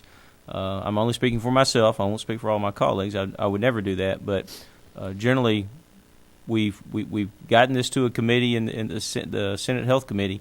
Was it in 2014? And they chose, or 2013, and they chose not to do anything in 14 wisely because of the budget. So, I would just like to get information who's carrying your legislation and who's working. I know I've spoke with your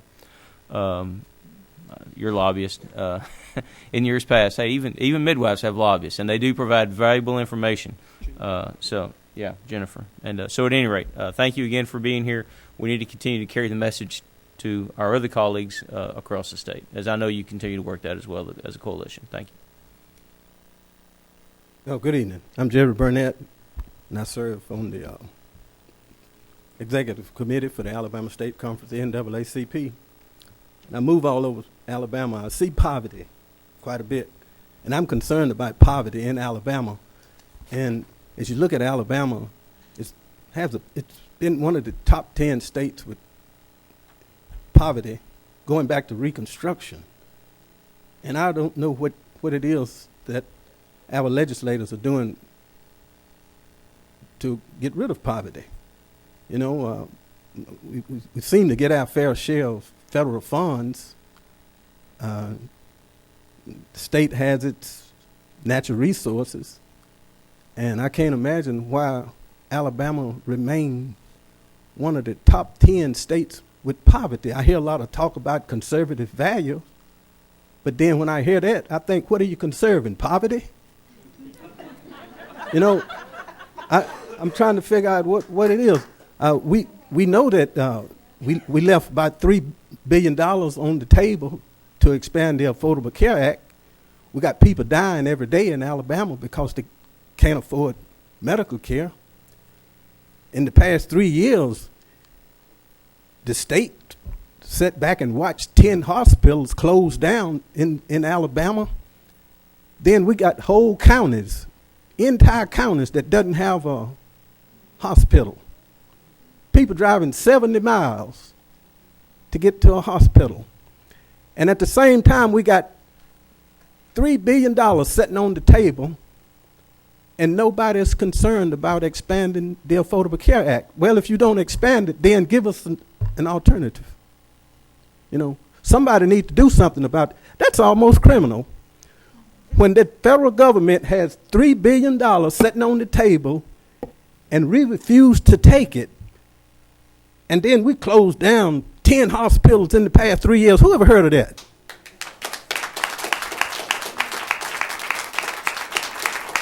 And then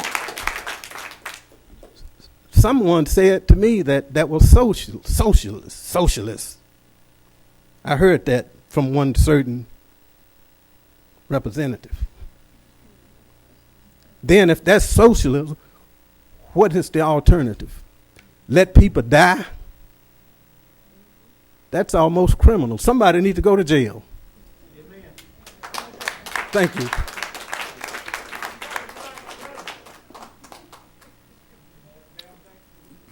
We've got six more speakers and 12 minutes. So let's try to stay on the schedule, and we're going to have to go a little bit over. We may go a little bit over. Good evening, ladies and gentlemen. I'm here to talk about the issue of veteran suicide and a program that we need to get behind and help do something about it. My name is John Carson. I'm with American Legion Post 237, the American Legion Post that posted your colors tonight. I write their newsletter. I do photography for them. A medical discharge and a lifetime of chronic pain, a brain condition, and ongoing neurological problems, immune system disorder, and other conditions had recently incapacitated me for 6 years. New medication and new purpose, and my dog, have helped me reclaim the life I had lost, though much of my memory is still gone and my other problems are ongoing. My wife, a cancer survivor, also suffers from depression, anxiety, epilepsy, and agoraphobia. And my youngest brother, we have just found out he's also a member of 237, was attacked in Colorado recently, left to die in the snow, and somebody stole his van. And he has had all of his toes amputated, his buttocks amputated, and will probably lose his right foot, maybe his right leg. I mention these things because I've lived with them all my life, as well as alcoholism and self-medication. Our dog, Mr. Freckles, has helped both my wife and me, and in my attempts to have him trained as a service dog, I have discovered that there are no such services in Huntsville. Recently, I had the opportunity to interview Ann Black, the president of the board of directors for Pets for Vets, and I believe such a program would benefit this city, this state, and many veterans struggling with PTSD and related issues. I have done much research into the area of PTSD, TBI, depression, and neurology, as well as the causes of suicide and the current rate of 22 veterans committing suicide every day. I have also found ample proof that Pets for Vets and similar programs reduce that number. Our last year's Legion State Commander's nephew lost his battle with PTSD and took his own life. I'm sorry if I haven't been audible. As of September 2014, there were 2.7 million American veterans from the Afghanistan and Iran conflicts, 8.2 million Vietnam-era veterans, of which at least 2.6 million were combat vets. At least 20% of the Afghanistan and Iraq veterans have PTSD, and the number grows higher if you factor in TBI. PTSD is the third most prevalent diagnosis among veterans using VA hospitals. Moreover, 50% of those with PTSD do not seek treatments, and the ones who do only receive minimally adequate treatment. Vietnam-era veterans are estimated with the condition at the rate of 19 to 30% over their lifetime, and of those 19% are also estimated having traumatic brain injury, and these figures are from a RAND study. The suicide rate rises as the veterans age. Clearly, there is a need to do more, and Pets for Vets is one way to help. by pairing a pet with a vet, usually found at a the pets are usually found at a shelter, not the vets. 2 lives are given a second chance. While Pets for Vets does not provide service dogs, they do provide at no cost to the veteran a companion animal that suits the vet and their situation. It may be a cat, rabbit, or some other animal, most often a dog. They pay all costs for adoption, shots, neutering, and microchipping, and provide a package worth $500 of bedding, collars, food, etc., as well as follow-up visits and a list of resources beyond the pet in that veterans community. Mr. Carson, as you turn to page 3, seriously, your comments about this is important to me as a veteran, and there are several veterans up here as well. I'd be happy to meet with you, but we're going to try and stay on track, and the buzzer went off about a minute ago, so if you're able to, you can I can get my contact information to you, and be more than happy to work with you. And also, I thank the Post tonight for doing the colors. They did a great job. But I need you to go ahead and wrap up if you got just a couple of closing comments. Would what would be helpful? I think you've sold us on the merits of this. If you would get the contact information, Pet for Vets, to one of these ladies, that they can send it out to us in an email so we can learn more about it. Can I bring it up to you? Certainly. Oh, yes. If you guys, he's got handouts. Okay. Excellent. Great. On behalf of the American Legion Post and the many veterans that would benefit from a program that costs the city, state, and taxpayers nothing, I thank you for your support. Oh.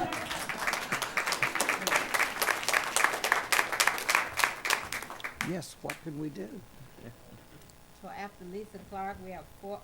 After Lisa Clark, we have 4 other: Larry Worley, Jennifer Brewer, Dale Jackson, and Jason Mears. Representatives and senators, thank you for your time. My name is Lisa Clark. I've lived in Huntsville for 20 years after moving here from Texas in 1996. That year, I had the opportunity to write for a local family magazine.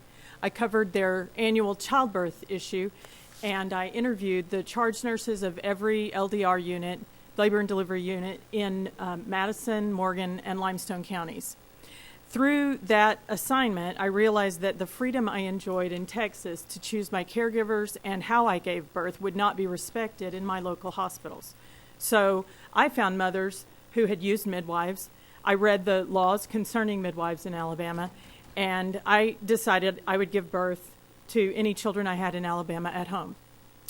In the 20 years I've lived here, a lot has changed. The one birth center in the state closed. My youngest child was born at home. I learned that midwives practicing at home did so illegally.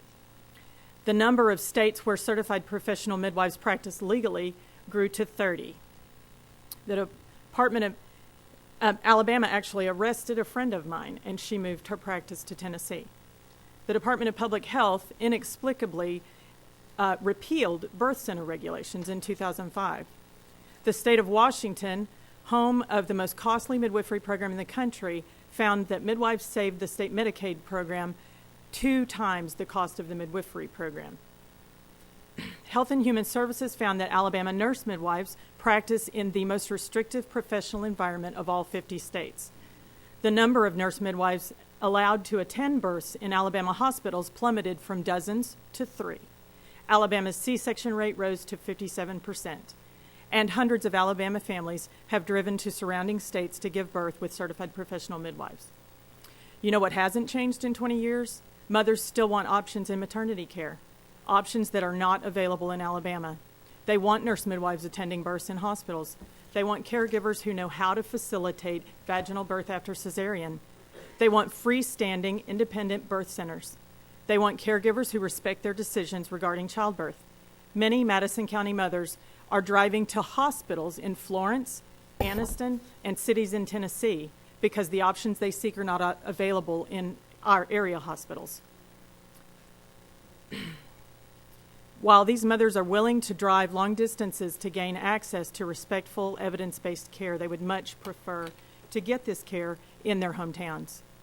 My babies are grown and are starting to have babies of their own. When I moved here 20 years ago, I never dreamed that my children would face the same obstacles that I faced in finding maternity care options.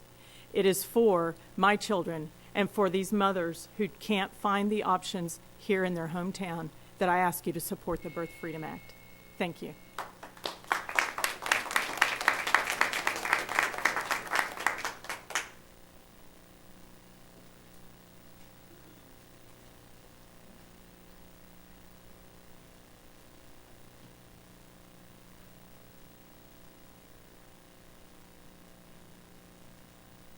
I'm Cleve Humphrey. I live out in the Harvest area, so Mr. Holdsclaw and Mr. Williams are my people out there.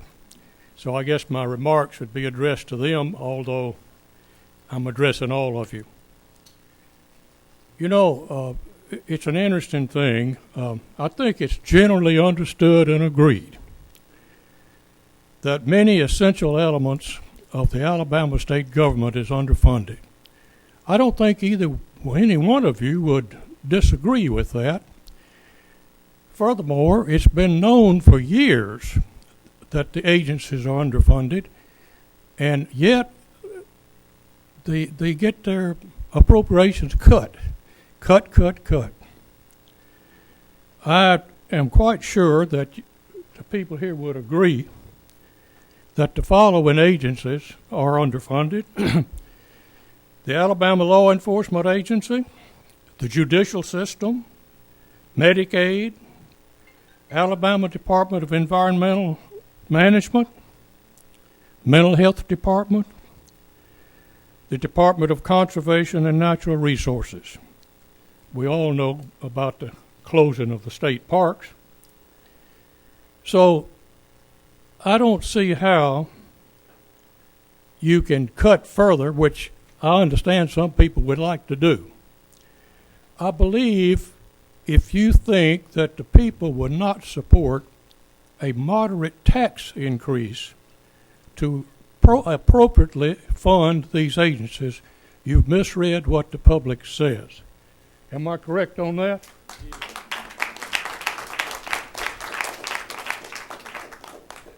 So what I'm saying is I think you've gone in the wrong direction when it comes to appropriations. Thank you.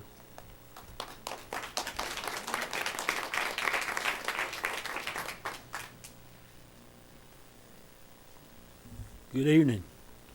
I'm Larry Worley. I'm not going to take much of your time. My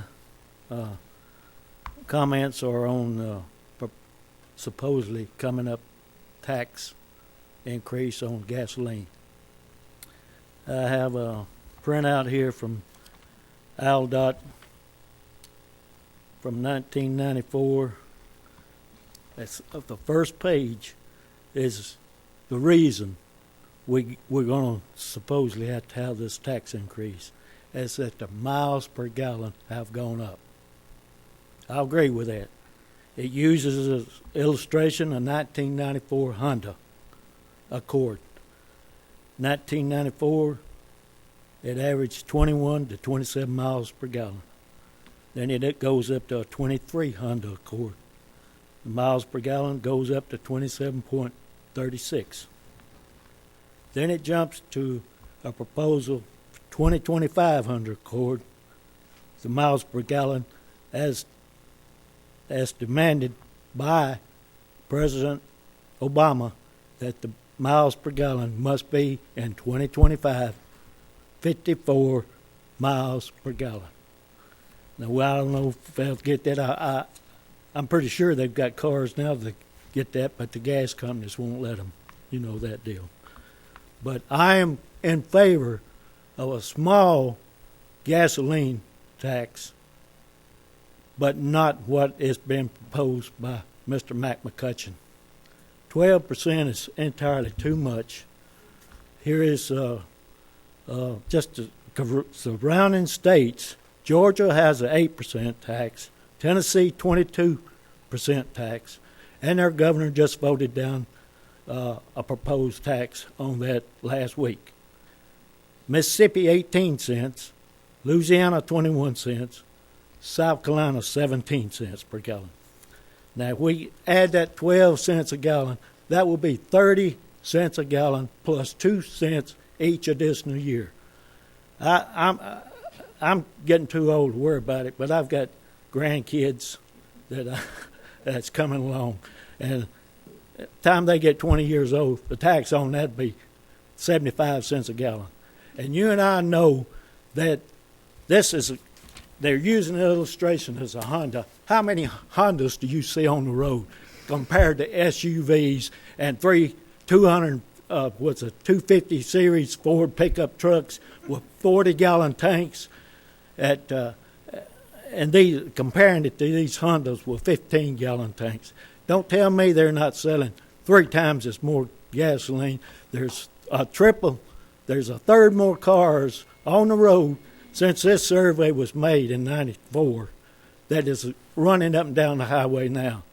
So you take in that consideration, that there's a third more vehicles on the road, plus larger tanks, and the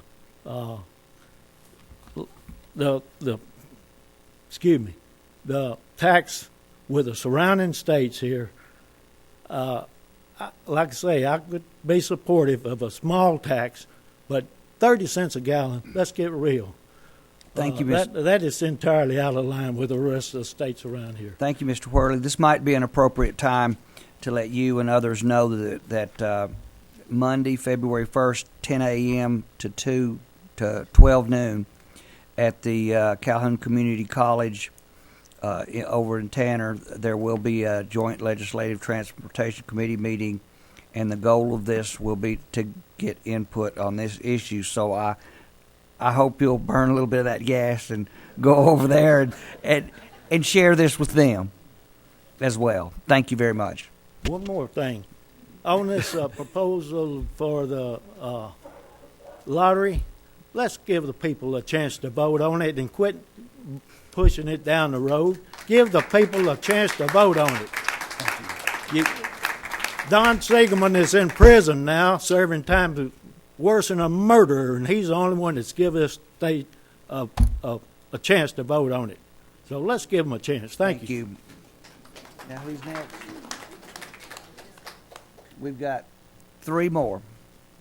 Thank you guys very much for holding this event here. I like the idea of another hearing on the gas tax. 10 a.m. on a Monday, though. I work till 9 o'clock every single morning, and even I can't get to that thing. I'd also like to point out that Don Siegelman is in prison because he was convicted of a crime, and every single one of his appeals has been blown up. So it's just interesting facts some people might want to learn. Also, there are some other issues that are coming up before the legislature. Ban the box. This is something that would remove... You're not going to like what I say. A lot of people who are employers have came to me and said that it is very, very, very politically incorrect for them to come out against this position.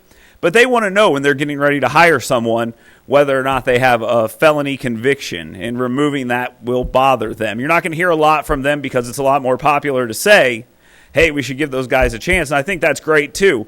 But employers should have all the information available at the beginning. If they find out they're felons later, they're just going to fire them. That's what's going to happen. That's my take on that. And also, there's another thing that I think is pretty important. Right now, when we are all in this room right now, we're in a place where you would argue we are in a gun-free zone. However, nobody checked us at the door. You don't know if I'm standing here with a gun. I don't know if you guys are standing here with a gun right now. So the idea that we can have these places that are gun-free zones, like Redstone Arsenal and other places, is a complete fallacy. So making me a criminal for coming in here with a gun, if I did, which I did not, is not something that makes much sense to me. Same thing with Redstone Arsenal. We've got former military folks. We've got the best people in this community working on that arsenal, and they know that if they go in there and they are caught with a gun inside their car, their lives are over, their careers are over, and they're not going to be able to support their families. Now, I understand that's a federal issue, but you guys have impact on local leaders, and I think this is something you guys might want to take up outside of the legislative delegation, just as leaders across the board. As a legislative delegation, the fact that there are as many gun-free zones that there are is ridiculous. We have no idea what's going on, and thank God those officers are over there, but they didn't stop me coming in, so I know they didn't stop you, and I know they didn't stop anybody else. Just something to think about. Thank you. We appreciate your brevity, Mr. Jackson. I will be just as brief. My name is Jennifer Brewer. I've never been to one of these before, But I have one thing I want to say, and I hope you all listen to this. There are a lot of people here who are smart, intelligent, compassionate people that have presented you with some facts. And I just hope that you will consider everything that's been told you tonight. I know you're here possibly because you feel obligated, but I appreciate the fact that you're here. What I want to say is that you guys are elected as watchdogs for us, the citizens of Alabama, and you're allowing wolves to come into the chicken coop. And everyone knows that. And I just hope and pray that you guys will stop it, stop the lending, stop all of it. It's not doing anything to help the citizens of Alabama, and it's giving you guys a bad name.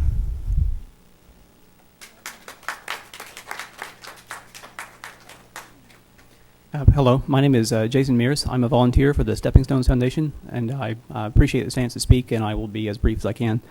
I expect and hope that reducing Alabama's overcrowded prisons will be a priority of the next legislative budget, not only to save us some money, but to prevent a federal takeover of the system. And so I've been asked to share some details about what my group is doing here in Huntsville, and to share what we think we might be able to do statewide. Stepping Stones is democratically run, financially self-sustaining housing for former prisoners and former recovering addicts, especially ones who had previously been homeless. We have 4 houses operating in Huntsville right now with 40 men in them. We just received a commitment from a donor to start a women's house. 93% of our residents at any given time are employed with an average monthly income of $1,600. And once a week they meet in their homes. They elect a house president who collects their rent contribution, and they make decisions that affect the house, agree on rules, hold each other accountable. We have a 76% rate of people abstaining from drugs and alcohol while they're staying with us. And once the houses are set up, they're completely financially self-sustaining. We had worked with ANVU, who had a speaker here earlier, and submitted a proposal to the DOJ to consider expanding our houses. Our model is very scalable since our houses are self-running, and since what they don't need any additional money once they're set up. So there's no reason other than the initial startup costs that we can't open up additional houses. And so we were hoping that when you're looking at other reforms that might reduce the prison population, that you'll consider a role that our organization might be able to play. Could I ask you? You said Stepping Stone Foundation. Yes, sir. Did you provide us any? I don't believe that I did. I wasn't certain what I was supposed to do there. I can give you an email address if you like. Or is it like Stepping Stone Foundation? If I Google that, am I going to find? I believe yes, sir. If you look right it up stuff? in Huntsville, you'll find us. Correct. Okay. All right. Thank you. Right. Thank you. Are y'all a private nonprofit?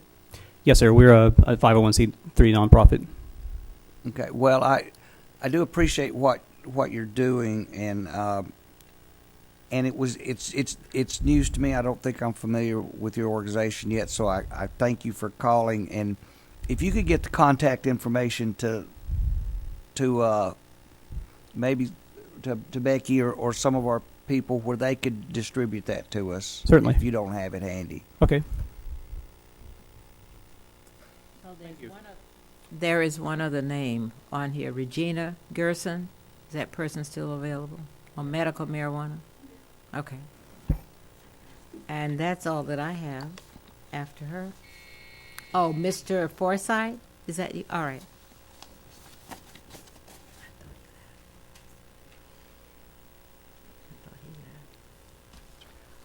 A lot of what I was going to talk about has been covered, but I do have a few other things that I will mention. My name is Regina Garson. I was going to talk about medical marijuana prohibition and also issues of mass incarceration, which Alabama obviously has a lot of overcrowding. And I'm going to be brief too, since a lot of it's already been covered. When marijuana was not always illegal, and as people have been talking about the medical issues getting treatment for their families, this was not always a problem. Before it became illegal, doctors routinely prescribed cannabis for all kinds of different different problems. These included, it was routinely prescribed for cancer, multiple sclerosis, chronic pain, arthritis, digestive disorders, PTSD, Parkinson's, HIV/AIDS, Alzheimer's, nausea, and the childhood epilepsy has already been mentioned, and the fact that for a lot of children it's the only thing that will actually work. Medical marijuana is now legal in 23 states. We got to start on the CBD oil, but as has been mentioned, this is only for children, and they're not the only ones with a medical need. In the meantime, there's another issue with the laws, and that is that we have had decades of propaganda to convince us that a very effective medication with very few side effects is actually an evil weed. A whole industry has grown up that makes its money from the war on drugs. Success is measured by how many people they lock up for how long, and they're doing a good job. In the process, they've done major damage to communities, families, and individuals across the country. This is not to negate the fact that some people really do need help with a drug problem, but a lot of times the people are not getting the help they need either. And as with alcohol prohibition, the illicit nature of marijuana prohibition has bred violence and crime. The United States, and there's been some mention of this, but we've got the largest prison population in the absolute history of the world. As long as people have been writing history, there has never been a country that has had a larger prison population than we do. And Alabama we're leading the list on that, and that's not a good thing. It's not a secret that the Alabama prison system is overcrowded, and they're always under investigation for something, and they're always under federal orders to fix something. And I applaud the work that's being done, but in a lot of ways I think the economic condition of the state is spilling over into the poor conditions of our prisons. We're spending our efforts keeping people locked in cages instead of turning them into productive citizens. And then we're wondering why we are always at the absolute bottom of everything. States that have legalized marijuana have seen tremendous economic benefits. Others limp along, many depending on the income that's generated from the war on drugs. Although the prisons in our state are not privatized, a lot of money and jobs are generated by the war on drugs. And is this really in the best interest of our state and the people in it? For now, I'd just like to ask that you continue to consider the cannabis-based medications, that they be made available by prescription in the state. And I'm real proud of the bill that's coming up. But at the same time, I'd also like you to continue to focus on the issues of mass incarceration and the profits being made off the war on drugs, and consider it all going forward, that the people behind those bars are real people. Thank you. Mr. Forsythe. Mr. Forsythe, you have been very patient. Oh, yeah. My daughter's Chesney. I know y'all from Carly's Law. I know you probably remember me pretty well. Mr. Stanford, I had some choice words that I regret. But, no regrets. No regrets. It's tough. He can take it. Yeah, he took it all right. But, it was because, we were real impatient.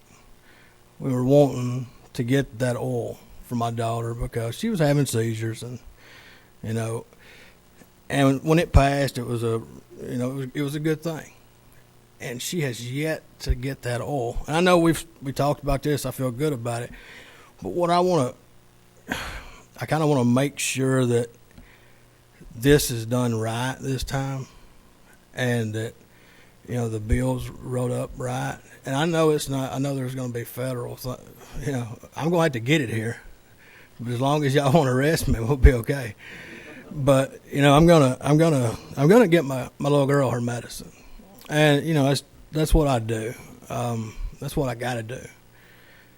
So when you look at this, just I'd like to stay in the loop a little better, however I can. If you have a Facebook page, something like that, and And like the lady said, again, another thing, you know, we have other opportunities for other people. That's one thing I see a lot of when people comment on this, the CBD. They were like, "Why are we only helping the kids?" And well, because it's my daughter. I'm not worried about anybody else right now. You know, that's my concern. But you do have Auburn. There's some other things to consider later down the road. The botanist in Auburn and agriculture. Why not try to utilize Auburn and the resources that they have? Also, as far as revenue, that would generate quite a bit of revenue. I know this is something that's a long shot, especially for Alabama. But if you look at where spring breakers are going this year, it's not the Redneck Riviera in Panama City. It's Breckenridge, Colorado. That's because they have recreational marijuana.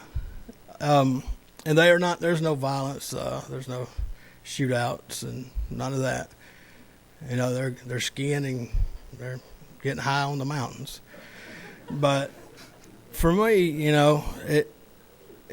that's just something I kind of want to throw out there. Maybe you want to look into that. That's probably a lot of money in medical marijuana and possibly recreational. If Alabama wants to do that, that'd be great. But as far as this goes with the bill, the Lenny's Law, I'd heard some rumors of it being a very low THC, something that my daughter did not even qualify to be a part of. And in this go round, I want to try to be maybe more involved, less stupidly vocal. But I have a following on social media right now. I reach 7.5 million people. And a lot of people don't know that. You might Google me and you'll find some vulgar words. But I'd like to use that in a positive way and try to educate people, because the more research and reading I've done on the CBD and everything else, there's a lot of people out there that could benefit from this. But the number one concern of mine is my daughter, of course, and I want to get her medicine as soon as possible. And so, well, really, long story short, I was mad that day when we were in Montgomery because we were listening to some guy talk about the history of water, and for like 2 hours, and I said a few things I shouldn't have, and she still has not taken one dose of the oil.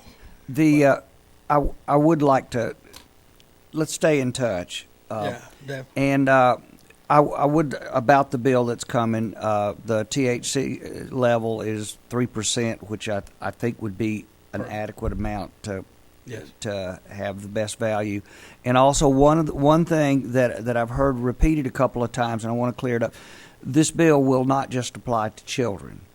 It will, and it's not just going to apply to seizures. Okay. It's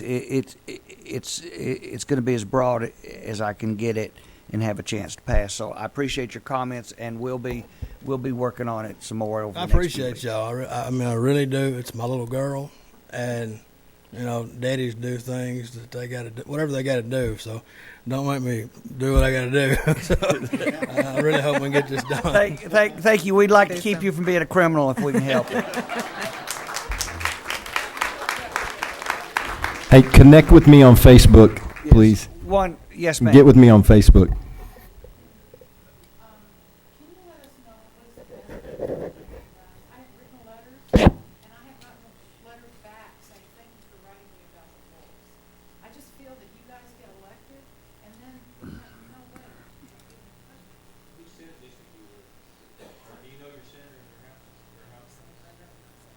No, okay. Well, I mean, that's That's quite it. frankly, that's your start. And that's so that's your start is through your direct representation. I mean, there are people in this room that I've communicated with today about issues, and so that's your direct start. You have to keep trying.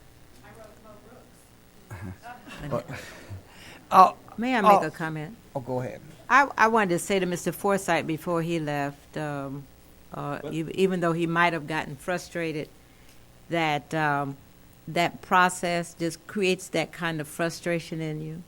And so don't let it stop you. But I do appreciate your sticking to it. I sponsored the first medical marijuana bill about 10 years ago. So we've come a long way. It's been a slow process. The same thing is true with the ladies that are doing the midwifery bill. I was their first sponsor. Now, and we are not anywhere near where you are, where we are with the medical marijuana bill. So we still have challenges before us. But I just ask you to thank you for your patience and realize that it's just a slow process with us. But at least you have our attention, and so that's a start. So I appreciate you for that. Thank you. I think, thank you very much. It's been a very productive meeting. We do have a legislative website at the legislative office, and if you contact the legislative office, they get messages to us. Also, each one of us publish phone numbers and email address. I've published my cell phone, and a lot of these other folks do too. You need to find out who your legislator is. There's contact information at the legislative website. So we look forward to hearing more from you, and I appreciate your attendance. Thank you very much.